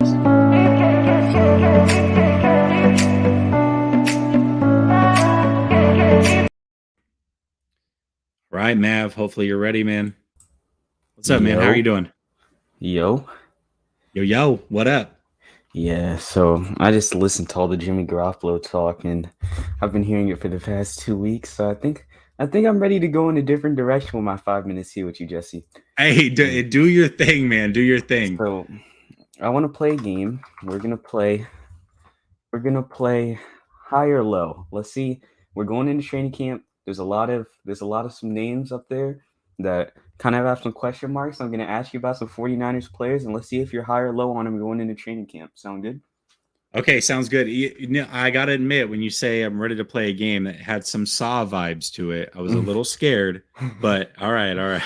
We Okay, got you. let's go a different direction. How are you feeling about Diamador Lenore going into training camp? I'm low on Diamador. Now, Diamador is a first of all, Oregon Duck. I'm an Oregon Duck fan. Seen a lot of Diamador Lenore. I was excited about him last year. I really was. But I'm low on him not because of what his abilities are. I'm low on him because Womack, I think, is just frankly a better player. I think that he has the attributes that you need to be good at that position, especially that nickel position. And so I just think that ultimately he's the better player. And so I'm low on Diomedor Lenore. I agree. I think the secondary room has gotten there's a lot more depth, so there's going to be a lot more competition this year going into training camp, and I'm just not sure if Diamador Lenore is good enough to get it done. That's just the truth. Like, yeah, absolutely. Hey, real quick, let me throw this out there, and I'll give you a little bit more than 5 minutes. Gammon, I know that you're trying to call in. I'm going to drop the link for you in there so that you can call in, brother. There it is. All right, brother, go ahead. Give me the next one.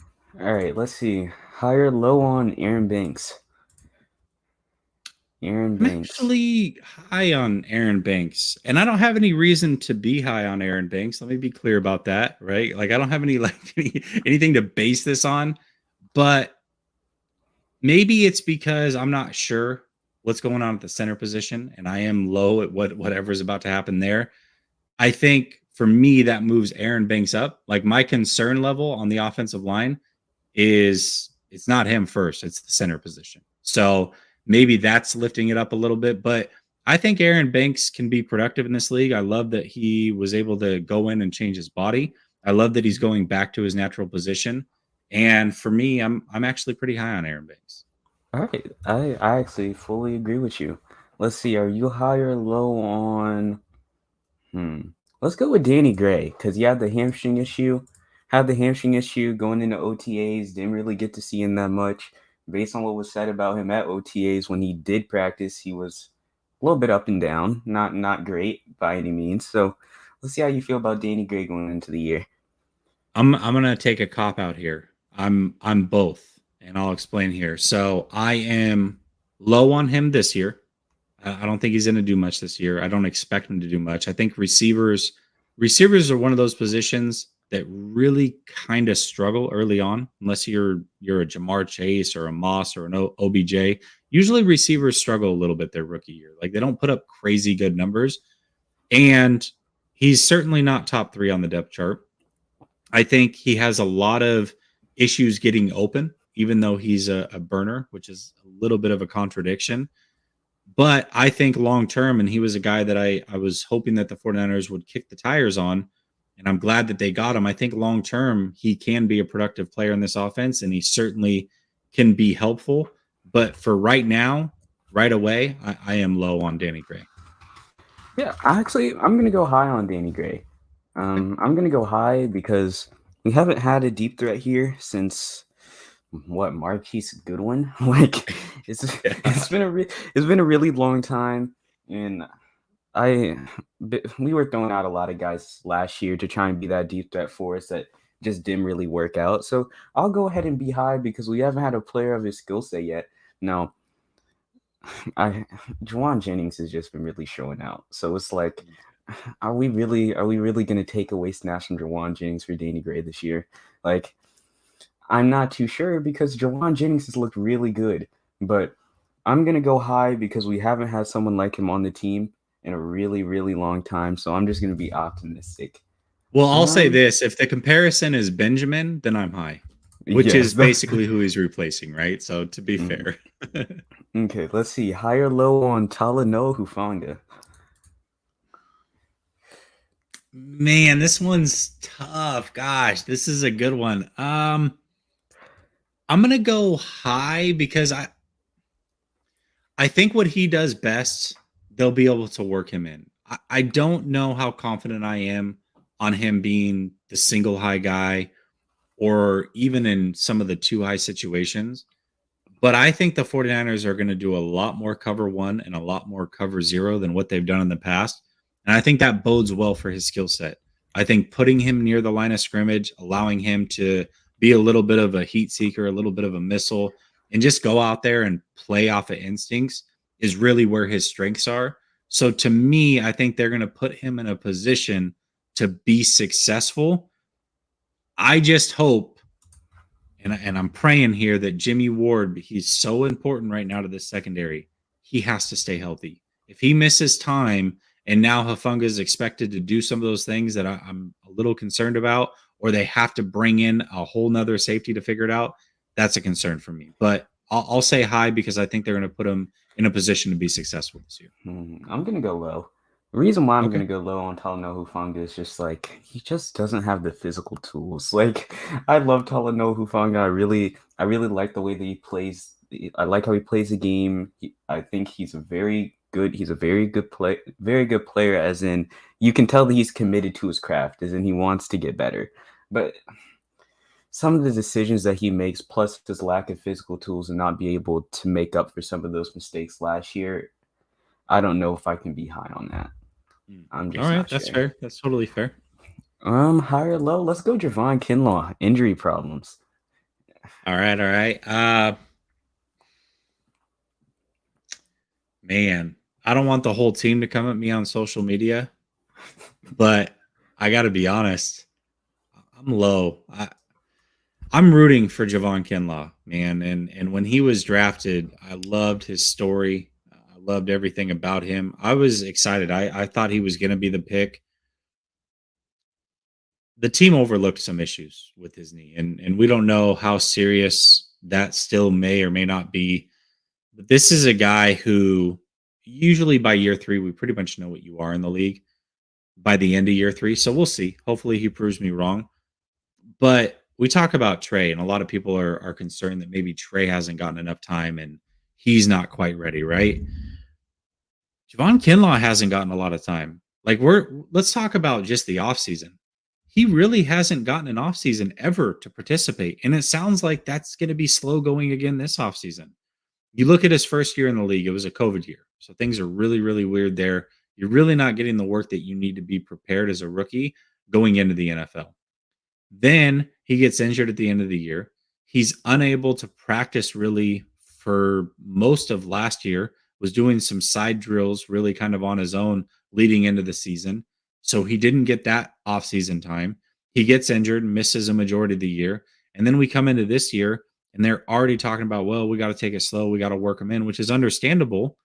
But now you're basically telling me he might have another offseason. So all 3 off seasons, he really is getting no work to develop his craft. And the time that he has to develop is when he's playing. That's hard for anybody to go through. I think he's an athletic freak. I really think that he checks all the boxes athletically. And as long as he's healthy, I have no concern there.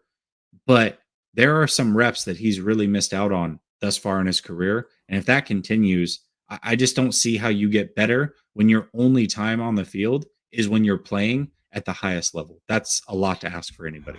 I agree, especially with a person coming out of college where you knew that we knew he was going to be a pretty good run stuffer at defensive tackle. I don't think that was a concern, but it's just having a pass rush plan, which he didn't really have in college, and being able to rush the passer. That's something that takes reps, and he hasn't been on the field to do it. Like, that's my problem with Javon Kinlaw. It's the injury issues, plus when you can't develop as a pass rusher doing individual drills on the side. You just kind of have to do it. And you have to learn that way. That's my problem with Javon Kinlaw. So I have 3 more really quick ones of just like players that have some question marks. And let's go with Ray McLeod, high or low? I'm actually high on Ray. I really am. I think he can do a lot of things for this team. You know, he's a Tampa kid in high school, held a lot of records, a lot of rushing records. He can be a bit of a Swiss Army knife. Didn't run the fastest 40, but on the field, he certainly separates. I think that they have something in mind for Ray, right? And something interesting he can bring to this offense. Maybe he takes some of the end arounds, those types of things. But I think Ray can be a contributor. I love that he's already worked with Trey during the offseason. I'm not expecting anything amazing from Ray, but for what he's being paid on top of the special teams, I think Ray certainly can contribute. Yeah, I think I'm high on Ray. I'm high on Ray Ray as well because at least at his floor, you think he can be a really good special teams player.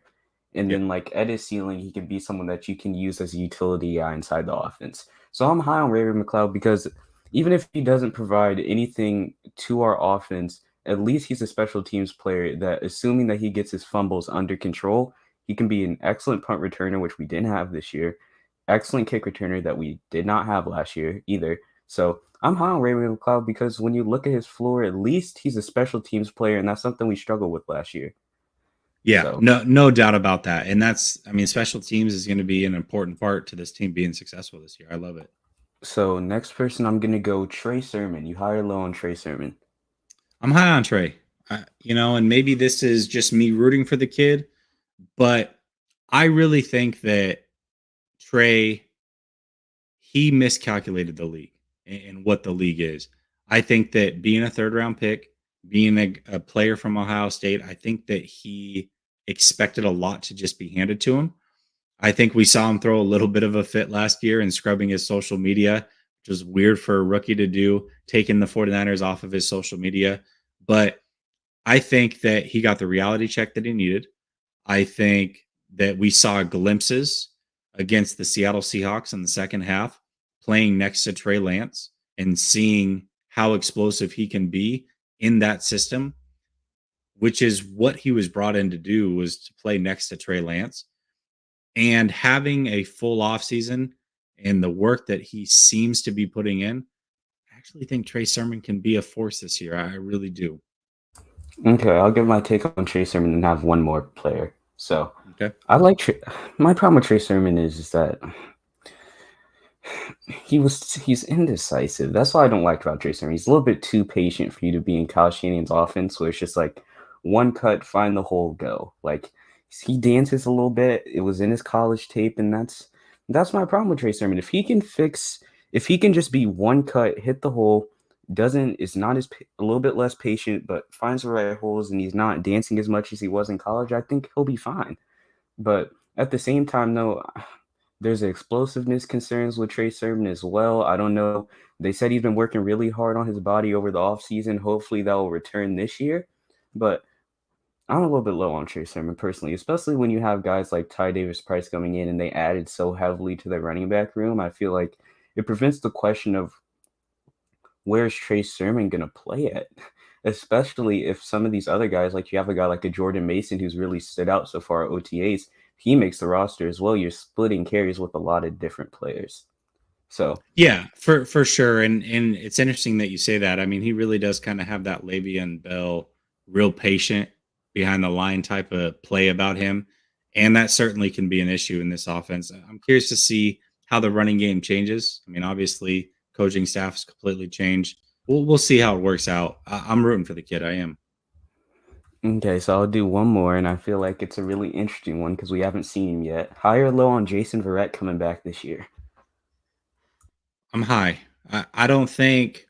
I think he's probably going to sit out maybe the first 6 weeks, but they don't have to rely on him, right? And that was their biggest issue last year. Is they really had to rely on Jason Verrett. He was the number one corner, which is, I don't know how they didn't think that he was going to get injured. I mean, this is a guy who has been injury prone his whole career, and to expect that you would just be able to have him for the full season and all was going to be good, it was a disaster waiting to happen. Unfortunately, it happened as soon as it could, right in week one, and put him behind the 8 ball. And the team struggled because of it. But now he's not expected to do those things. He's a rotational guy. But if he comes back healthy, he might be still the best corner on this team. That's crazy to think about. Absolutely crazy. And so you add him into the mix down the stretch for a team that's trying to make a run. I absolutely love that. There's literally no risk in Jason Verrett. And so maybe I'm more high on the lack of risk, but I think Jason Verrett's a good player. I think he's a fighter. And I think that he can come back and give us 10 to 12 solid games this year. Yeah, I agree. I like Jason Verrett as a player. He was really big for us inside of 2020. Really was really good that year. So hopefully he can stay healthy. But I feel like Jason Verrett is really the wild card of this 49ers defense, that if he is healthy, Like when you look at our cornerback room, it's probably the biggest place that we've improved, especially if Charvarius Ward is who we say that he's going to be here. And if Jason Verrett is as good as it can come back and kind of be in that form where he was in 2020, I feel like that's the place that can really take this 49ers team to a new level. So I really appreciate the time that you gave me, Jesse. You had a really fun conversation, and enjoy your night. All right, Mav, I'll see you in spaces, brother. Have a good one. All right. Listen, this is a guy who's been supporting the channel for a long time. Just got Twitter. Love to see that he's calling in tonight. My guy, Niner by nature. What's up, man? How are you? What's good? What's good with you, man? How you doing, bro? I'm doing fantastic. I love that you're making the rounds. Get to see your face. You're on Twitter, getting into the chats.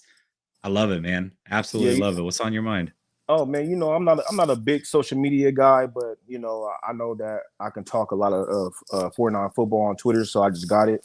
And I'll be seeing you in spaces, just bodying dudes. I'm like, Jesse over here is just bodying people, man. Put them in a body bag, give their parents the toe tag, you know what I mean? So I'm like, dang, man. So I'm actually enjoying Twitter, the spaces and everything, man. Again, thank you for bringing me in. Thank you for creating this open mic for us to come on and express our thoughts about our team that we love. Again, it's a blessing that you allow me on. It's a blessing that we made it another day, brother. And I thank your parents for creating you. Hey, man, that means the world to me.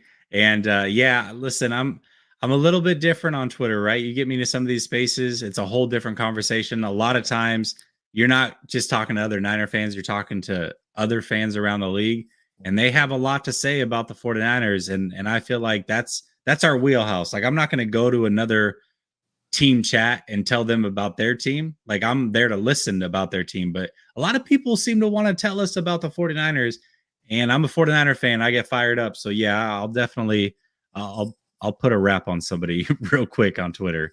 Man, you definitely taking receipts and body bagging them, man. So I'll be on there enjoying it. Sometimes Oh no, he froze. No. All right, let's do this. I'm gonna remove him. I'll remove him. I'll go to wheels up. Oh, there we go. I think he's back. Hold on. All right, happened? You're good. Oh, okay. You just froze. Yeah, you just froze. It's all good. Okay, I'm gonna go quick then because I don't know what the hell is going on with your Wi-Fi. But anyways, man, it's to all the faithfuls. And Flav, I want to apologize to you because I did write in the comment section that I did not believe you was a Niner fan, because we have so many Ram fans, so many other fan bases, even our own fan base, not supporting Trey. And I do not understand that. I supported Jimmy G. I thank Jimmy G for his time here. He took us out of the dark ages. He brought a winning taste back in our mouth. I appreciate that from Jimmy. You know what I mean? But at the same time, we all know Jimmy G is not it. We all know that it's time for us to move on and actually get that ring. We need that ring. You know what I'm saying? I mean, aren't you kind of mad and upset looking at the Rams Super Bowl ring? And we was actually a better team. We actually went to the NFC Championship with a broken down Jimmy G. And we all know, let's keep it real, Jimmy G is a decent quarterback. But if anybody up there saying, like, thinking that Jimmy G is better quarterback than Trey Lance, hold on, man. Let me get this straight. Hey Jesse, did you attend any camps last year? I didn't, man. I'm in Tampa, so. Oh, that's right. You are in Florida. Yeah. Okay, so I attended 2 camps last year, right? Okay. So I attended 2 camps, and let me tell you, bro, Trey Lance was looking, tons a lot better than Jimmy G, bro. Sure. And Trey Lance is a very smart kid. He had a full ride scholarship a full ride academic scholarship to go to Brown University. And that's a very, very prestige school. And he picked up and Kyle Shanahan even said that he picked up the offense 2 weeks. Trent Williams called him a generational talent. I know Trent Williams is not lying about that. Why would he lie? And then on top of that, people might be thinking, oh, it's his first year. He haven't played football. He played at the low level. That's why Kyle Shanahan set him for the year. He sat him in the laboratory and let him brew and let him understand and get what's going on. And the only thing that's missing from Trey is the game speed that he wasn't understanding. He wasn't getting down. Was the game speed, and he didn't really know how to run the offense just yet. He ran the pro style offense, but he still flashed. If you look at his film, Trey Lance was flashing on film. He was doing stuff special. If you could just see it. So now people think he gonna come out slow and all that type of stuff. Hey, I'm about to ask you, hey Jesse, give me 30 more seconds. But yeah, you're good. You're good. Take okay. your time, man. You're good. People thinking that he's gonna come out slow, it's gonna take him 6 games to do this, and he's gonna do that, and he's not gonna be better than Jimmy G. We're gonna take a step back. We might miss the playoffs. We're not gonna make it to the Super Bowl, and all this other stuff. Okay, man, look, this is what I got to tell y'all, man. We're actually going to the Super Bowl, and we're gonna win that motherfucker. Excuse my language. I love it. I love the passion. That's exactly what happened. And I'm gonna take a page out of Smitty's rant real quick. Trey Lance is gonna be a top 7 quarterback this year. Why, you might ask? How, you might ask? Okay, I mean, for one, he had Deebo Samuel. For 2, he have Ayuk. That's gonna have a breakout year. He has Kittle. He has Trent Williams. He has Juice. He has a dominant defense. He has Fred Warner. He got Bosa. He got Jimmy Ward. How many people I got a name for you that's gonna be in this young man's ear telling him that he can do it? You know what I'm saying? Tell him that he can do it. Nobody gonna let Trey Lance. Everybody in the locker room think of Trey Lance as a little brother. They all gonna protect him. They gonna be like, Trey, bro, you could do this. You know what I'm saying? Yeah, we're playing against the Broncos. Yeah, we're playing against the Chargers. Yeah, we're playing against the Raiders, the Chiefs, whoever we're playing. Yeah, we're in the Super Bowl. We got your back. All you gotta do is do your thing, Trey. Do your thing and be you. Be great. Because we already know that you have what it takes. You have the talent. You know you have the smarts up here. You know how to dissect the defense. And you know how to you know when to run and when to pass. See the thing is, a lot of people haven't seen a lot of what Trey Lance can do. And I had watched a lot of film study on Trey. I had listened to all your interviews regarding to Trey Lance's QB coach. I have listened to another gentleman. He was actually on the Spaces today. What's his name? Anthony? Is that his name? I don't know. I support Trey Lance or something like that. That guy, I forget his name. Oh yeah. Faithful to Trey. I've had him on the channel. I don't know if you remember the dude. He's lives in Minnesota. Yes, that's him. Yes. He was bodying people too in the Spaces. I'm like, bro, and he didn't want to even say it. He went on Rohan show and he said this. He said, people think that Trey Lance is going to come out slow. He's going to struggle and he's going to do this. I don't think he's going to struggle. And I don't want to quote him word for word. I just remember a little bit what he said, but he just said that, he said, mark my words, Trey Lance second year is going to be like a Josh Allen third year. I'm like, what? I'm thinking like, what? And then all of a sudden, I'm hearing what Smitty is saying too. Smitty was like, I'm telling y'all, Trey Lance is going to drop loads all over the field, and he's going to do it at set go. And I cannot wait. So week 1, faithfuls, y'all need to get ready, man. Y'all need to get amped, get behind this young man. He's going to make it happen. We'll have nothing to worry about. We got leaders on the team that's going to help him, going to help keep him confident, going to help keep his head, level, keep him even keeled.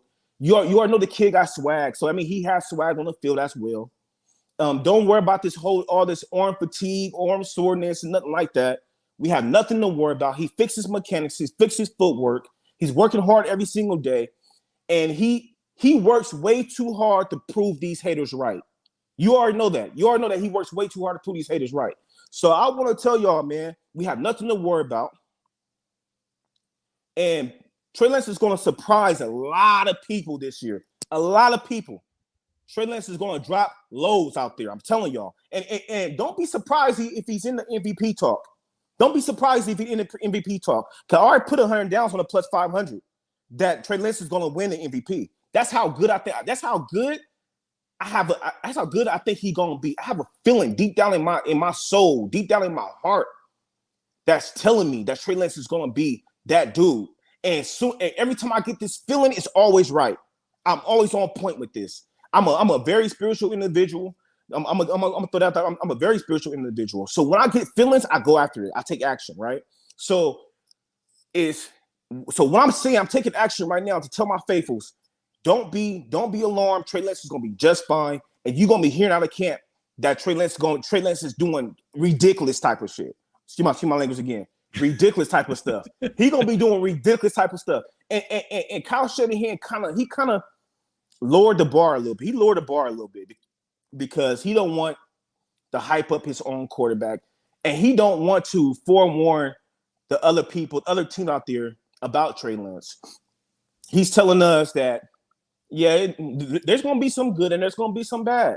And I want the faithful to be patient with him. I want to be patient with him and all this other stuff, right? Man, Kyle is playing. He's playing games because he already know how Trey Lance will come out here and do his thing. I mean, he don't know as in like, I seen him before, I know it, but he spent so much time with this kid. He knows how smart this kid is. He let him sit down, like I said, in the lab and brew and marinate. Now the only ingredient he's missing is actually playing time. And watch once he get out there. I'm telling y'all, I'm gonna call back once you get on that Thursday thing. I'm gonna call back. I'm like, faithfuls, what I tell you, Trey Lance is coming. And the NFL and all the other fan bases are scared. Why? Why the media keep talking mess about us? Why other fan bases keep coming into our chat rooms talking mess about us, talking mess about Trey Lance? Why? It's because they are afraid, because they're insecure. You can even smell the Rams' insecurities. It's all over them. It's like, why y'all so afraid of Trey Lance if he's going to be a bust? Y'all keep saying that. Why y'all so afraid of that? And y'all want Jimmy G back for what? I mean, like I said, Jimmy G's a very, very decent quarterback. He's a very decent quarterback. You know what I'm saying? But Kyle Shanahan has never had a quarterback like Trey Lance. For one, you might say, "Oh, what about RG3? RG3 can't throw like Trey Lance. Let's get out of here, man. Come on, let's be real with that." Trey Lance has way more arm talent than RG3, and I think RG3 would admit that himself. Okay, now you're like, okay, Matty Ice. He actually won an MVP and went to the Super Bowl with Matty Ice. He's more athletic than Matty Ice. He could do more than Matty Ice. Okay, I'm gonna say this, and I'm gonna end it. I know you got other callers, so I'm gonna say this. This is what I'm gonna say, man. This is what I'm gonna say. Okay, the first half of the season before the bye week, I think that we're gonna run the ball heavy. Even Trey Lance gonna be involved in that because we know Kyle Shanahan. He's a control freak, and he like to hold hand, like to hold your hand for the first part. Just make sure you're actually getting it right. So he gonna run the ball, do a whole bunch of play action, and you're gonna see glimpses. You're gonna see Trey throwing the ball down the field, bombs. I'm talking about bombs down the field, connecting with Danny Gray, connecting with IU, Debo, and the running game is gonna be elite. Now, the second half of the season, I think that's when Kyle Shanahan open it up. And we're going to see a similar offense to 2016 Falcons. Watch. But it's going to be more dynamic because you have Debo that can run the ball. Danny Gray can come around and run the ball. IU can run the ball. And you have a dominant tight end in George Kittle. And then you have a dominant fullback. So the offense could even go even further than that, than the 2016 Falcons. But like I said in the beginning, I think that he's going to run the rock, play action over the top, play action drags or whatever. But after that, he's going to open it up for the second half of the season, and nobody's going to be ready for it. The NFL is scared. The fan base is scared because Kyle Shanahan just got his cheat code, and just enjoy the show. Just enjoy the show, y'all. Listen, I'm going to encourage you to go watch your call back and just look at the chat, man. These guys loved the call. They loved the energy. I don't know if you're familiar with Jim Rome, but they said rack 'em. Like, man, these guys are loving the energy. I appreciate y'all, Listen, man. I appreciate this is a hell of a call. I love it. I'm glad that I get to interact with you finally. Like, I've always seen you in the chat, but I actually get to interact with you on a regular basis on Twitter. Now I expect that you call in when we do these calls on Thursday. Absolutely love it, my man. Hell of a call. Got me hyped. I appreciate you, man. One more thing, man. Yes, sir. One more thing. All I want to see, I don't know if you can make these emojis, but all I want to see is, all you're going to see is week 1 from Trey Lance is, damn. That's all you're going to see. Promise you. Watch. I'll have to make it. Listen, I'm going to make those emojis for the members. I love it. I absolutely love it. All right, man. Good talking to you, man. You too. Peace. Hell of a call. Hell of a call, man. Niner by nature, bringing it for sure. Loved it. Loved the energy. Hey, I have to talk just real quick about some of the things he said. Top 5. That's great. You know I'm high on Trey Lance. Like I feel like that's one thing that I've been able to do. That's where I've been able to carve out my niche in the community. Is I feel like I've brought more Trey Lance knowledge to the community than anybody, right? And I'm really proud of that. Been able to interview his quarterback coach 3 separate times. Interviewed his quarterback coach at NDSU. I feel like that's something that I've been able to bring to the community, and I love that. So I'm high on Trey Lance. Absolutely love it. I think by the end of the season, he's going to be breaking into that top 10. We're going to look at him week 18 going into the playoffs, be like, man, this guy might be a top 10 quarterback. But if he's top 5, like, it's a wrap for the league. He's right. It is absolutely a wrap for the league. Kyle Shanahan with a top 5 caliber quarterback in this roster, that's not a ring. That is rings. Guaranteed rings. So I'm looking forward to it. I hope you're right. Love the call. Hell of a call. Bring in my guy, Wheels Up Podcast. He's been waiting a minute. I appreciate you, brother. I was on your show. It's been a while now, right? But we got to talk some UFC and some different things.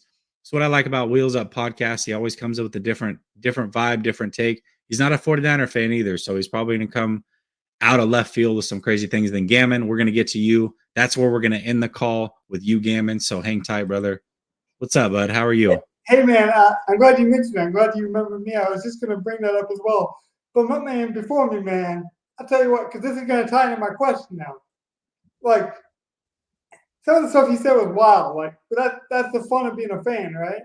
And, like, we all know why he lost connection, because his water pressure was a bit high, you know? He was a kid in the candy store. He was grabbing all the fistful of candy, you know? But you got to love that as a fan. Like, you got to have fans like that.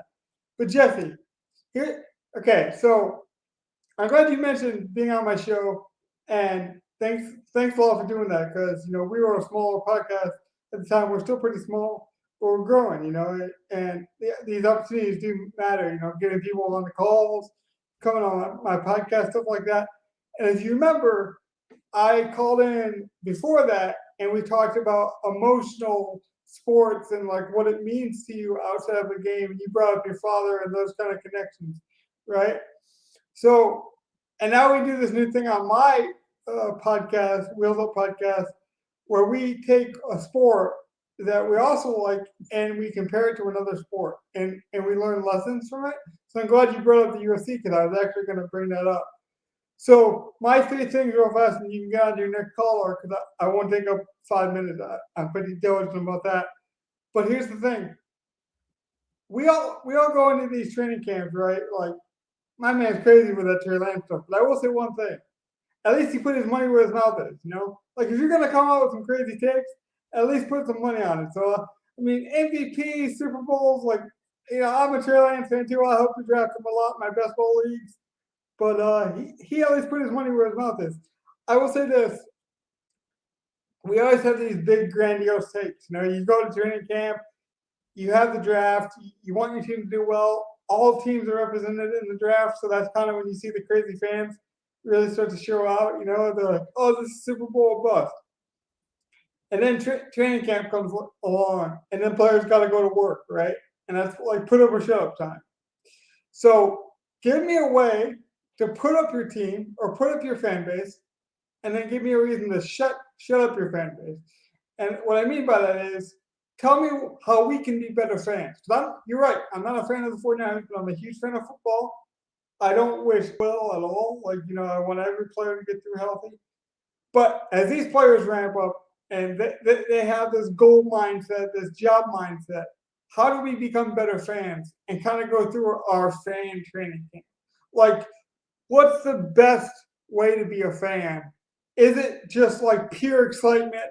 I'm gonna, I'm just gonna like let my freak flag show and like bet all these crazy bets like my man before. Like, what do you think is the best quality as a fan? And then also to play my game for me so I can play it back on my podcast. What can the UFC learn from the NFL and then the NFL learn from the UFC to kind of like help each product grow? Because that's kind of what we do on our show now. It's how can sports learn from sports? So I'll let you go with that, man. Thanks a lot. All right. So let me start off by saying I don't want to gatekeep anybody's fandom, right? I think however you decide to be a fan is up to you. Your only job as a fan is to root for your team when they play. That's it. Correct. How you talk about your team, how you maybe analyze the game, that's up to you. But I will say this. I think where we can do better as fans, and I actually had a conversation yesterday on Twitter about this very thing. And it was a very serious conversation. It was about race and sports. And where I took issue with the way the conversation was headed is that the guy in particular who had brought up the race thing in sports and how some of the black athletes are treated or maybe don't have some of the smarter roles in football. And what he meant by that was there aren't a lot of black quarterbacks. There's not a lot of black centers, guys that are relied on for their minds. And he thought that was pretty contradictory, right, to the way that the league is when it's mostly African-American. That's fine. Here's where I drew the issue. This same person talks a lot about players, but always talks about their physical traits. And I called him on it. And I said, where we need to do better as fans is we need to remember that these players are humans and that there's a mental side to the game, right? You want to talk about some of these guys not being put up on a pedestal for their mental capabilities, but you're always talking about the physical capabilities. Again, getting back to the 49ers and Trey Lance and how I tied it in was that's what I'm most excited about when it comes to Trey Lance is the mental capabilities. Yes, he has all the physical capabilities, but I love who he is as a human, what he shows who he is as a human. We don't truly know, but I think I got a good vibe on who Trey Lance is as a human. And I think that he's a very good person, first and foremost. And I know that he's very intelligent. Those are the things that excite me most about Trey Lance. And I think that that's where we miss some of it, right? When we talk about it factors with players, the mental side is really what we need to be dissecting before we worry about the physical. So I would say as fans, we need to do better at remembering the mental side of the game, remembering that these are actual people that we're talking about, rooting for, getting upset with when they don't do what they're supposed to do, those types of things. So that's where we can do better as fans. And then when it comes to how sports can take away from each other, one thing that I'll say about the UFC is they don't take themselves too seriously. I know that Dana White works extremely hard to promote the UFC. He's put his whole life into it, but he's not afraid to let it loose. He's not afraid to not be corporate, wear jeans on a podcast, wear t-shirts, and just be a person, right? Regardless of whether you deal with it, just be a person and show that. And I think that, whether you ride with him politically or what have you, he's not afraid to show who he is and really stand behind that. And I think that some of these other leagues that are really, really corporate could do better at being humans, right? And so it's interesting because this whole thing I'm tying in the human element to, and that's really, to me, what is extremely important, and remembering that all in athletes and everybody, human beings. What's up? Well, I just want to make one more point. I think you know this as well. I'm a disabled individual. So when you're having that race conversation, it's like you can be both. Like, I'm physically disabled, right? There's some physical limitations, but they don't affect my mental capabilities the way people think they do, right? But because of my physical disability, there's a perception that they do. And sometimes that perception leads us to believe a certain thing, right? And like, that's the thing, again, to tie it back to Dana White, it's like, we don't have to agree with everything he says. What we like about Dana White is his transparency, is that he can talk about the UFC and amazing fight with Pimlet, you know, and talk about mental health and those type of things as we talk about emotions. And that was a very impassionate post-fight press conference. If no one's listened to Patty talk about his friend and the suicide and that whole thing, like, you should go back and listen to that 3-minute cage side interview with Michael Bisping. It was great. But that's the thing that's cool about Dana. Dana can rip Jake Paul and a YouTuber and just like go off on him and then get really super serious about mental health and be like, I'm going to help donate to this cause. Where, like, I don't know if you remember, but a couple of years ago, it was speculated back when we had the COVID draft that Roger Goodell, like, had that draft been in person, but I really struggled to get to the stage because part of the reason he was in that chair and like had the whole setup in the basement was because he hurt his back. But the whole thing about Roger Goodell is like the NFL has this image that they feel like they have to live up to. And then, you know, he has to be wearing the sweater, he has to be wearing a suit, he has to, you know, do this. And so if he has just one bit of handshake that's a bit off or a bit different, people want to make a big deal of it. It's like, no, I don't care about any of that. I want transparency. So if Roger Goodell really wanted to do a handshake with players, that's cool. But like, don't do the corny stuff. Don't do it just to say it. You know, like, oh man, if you really think Trey Lance is going to the Super Bowl and going to win the MVP and have multiple championship rings, I'm glad he came on here and said, hey, this is going to happen, and I put $100 on it because he believes it. But don't sell me on the fact he's going to be MVP if you don't really believe it. My man Jesse speaks the truth. But I'll let you go with that, man. I want you to get on to your other caller. Have a good night. All right, brother. Have a good one. You know, one thing I'll say too, and this is something that I didn't get to, but I think just allowing his athletes, Dana White, allowing fighters in the UFC to just speak their mind, regardless of what it is. Like, he doesn't hold anybody back. He doesn't fine people for being who they are. None of that. And in the NFL, that's something I think they can learn from. I mean, they call it the no fun league for a reason. They're fining people for celebrating. Like, let these guys be who they are. Let them have a little bit of fun, man. We love that as fans. Like, you think that we don't like trash talk or we don't like celebrations? Like, we love that stuff. You don't have to be so buttoned up. So I'm with you. Flav tapping in, it looks like before he left, says, thanks for having me on, Jess. Love the show. And to all my fellow Niner fans, he's taking a jab on his way out. This is funny. If any of you sink into depression about losing Jimmy, feel free to reach out. It won't be easy, but we can get through it together. All right. Well, let's do this. Let's end on Gammon. We're going to bring him in. If you're not familiar with Gammon, Gammon is a regular caller on Croc's morning show. Gammon does a good job about giving me the business.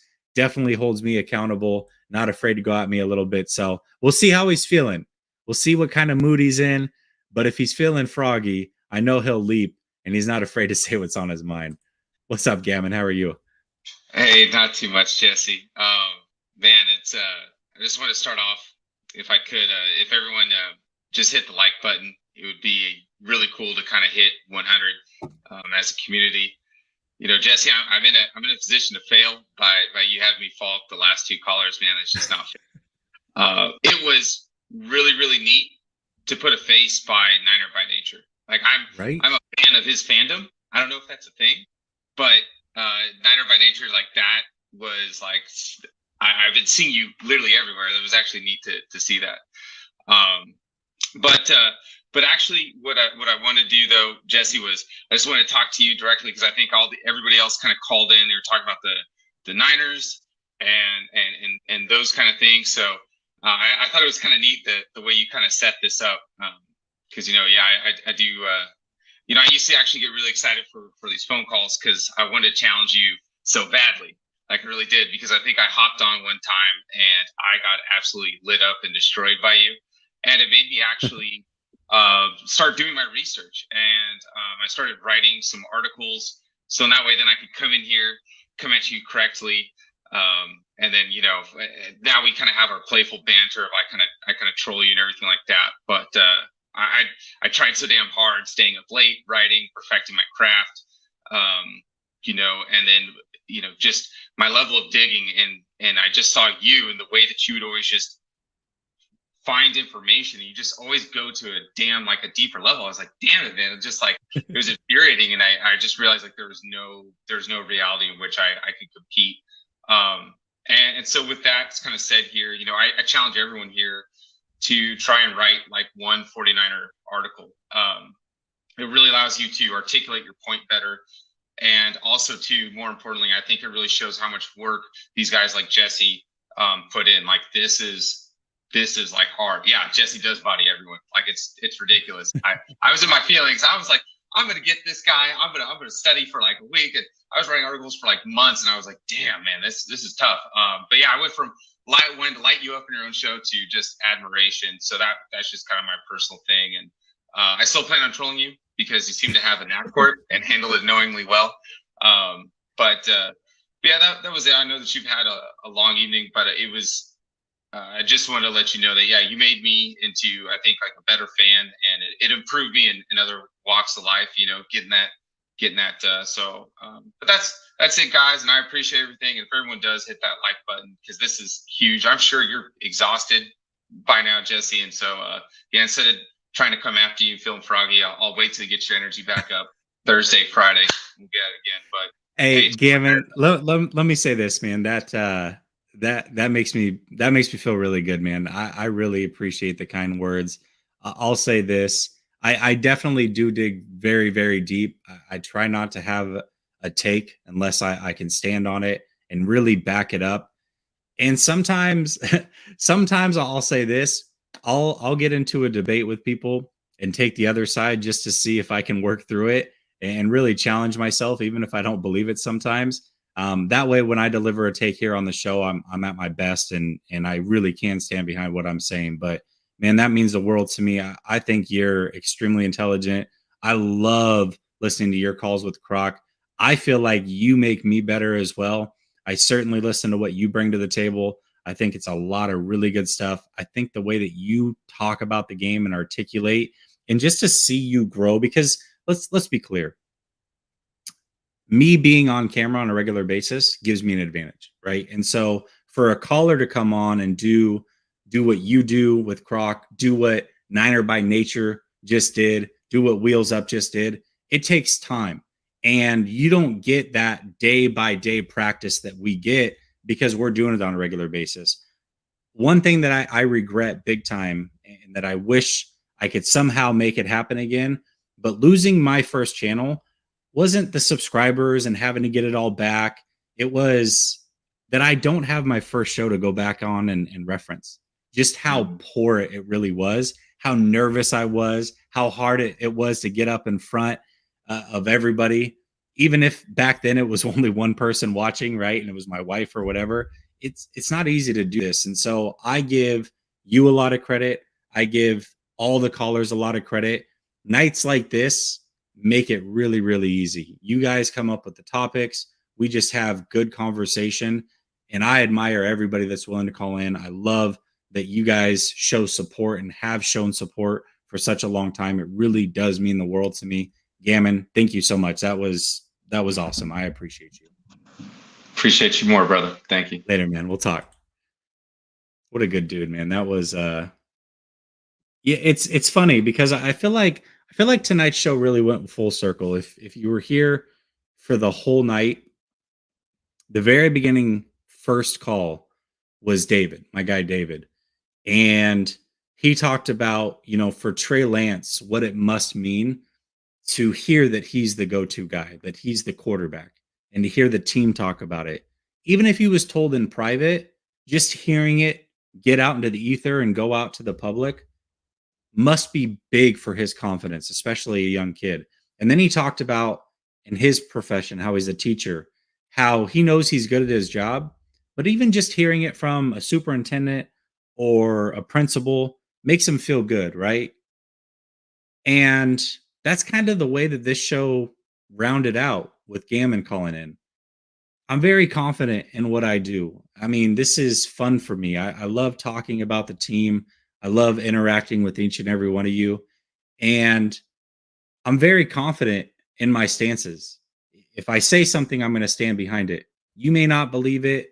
You don't have to, but I'm not going to say it unless I believe it and I've done my research.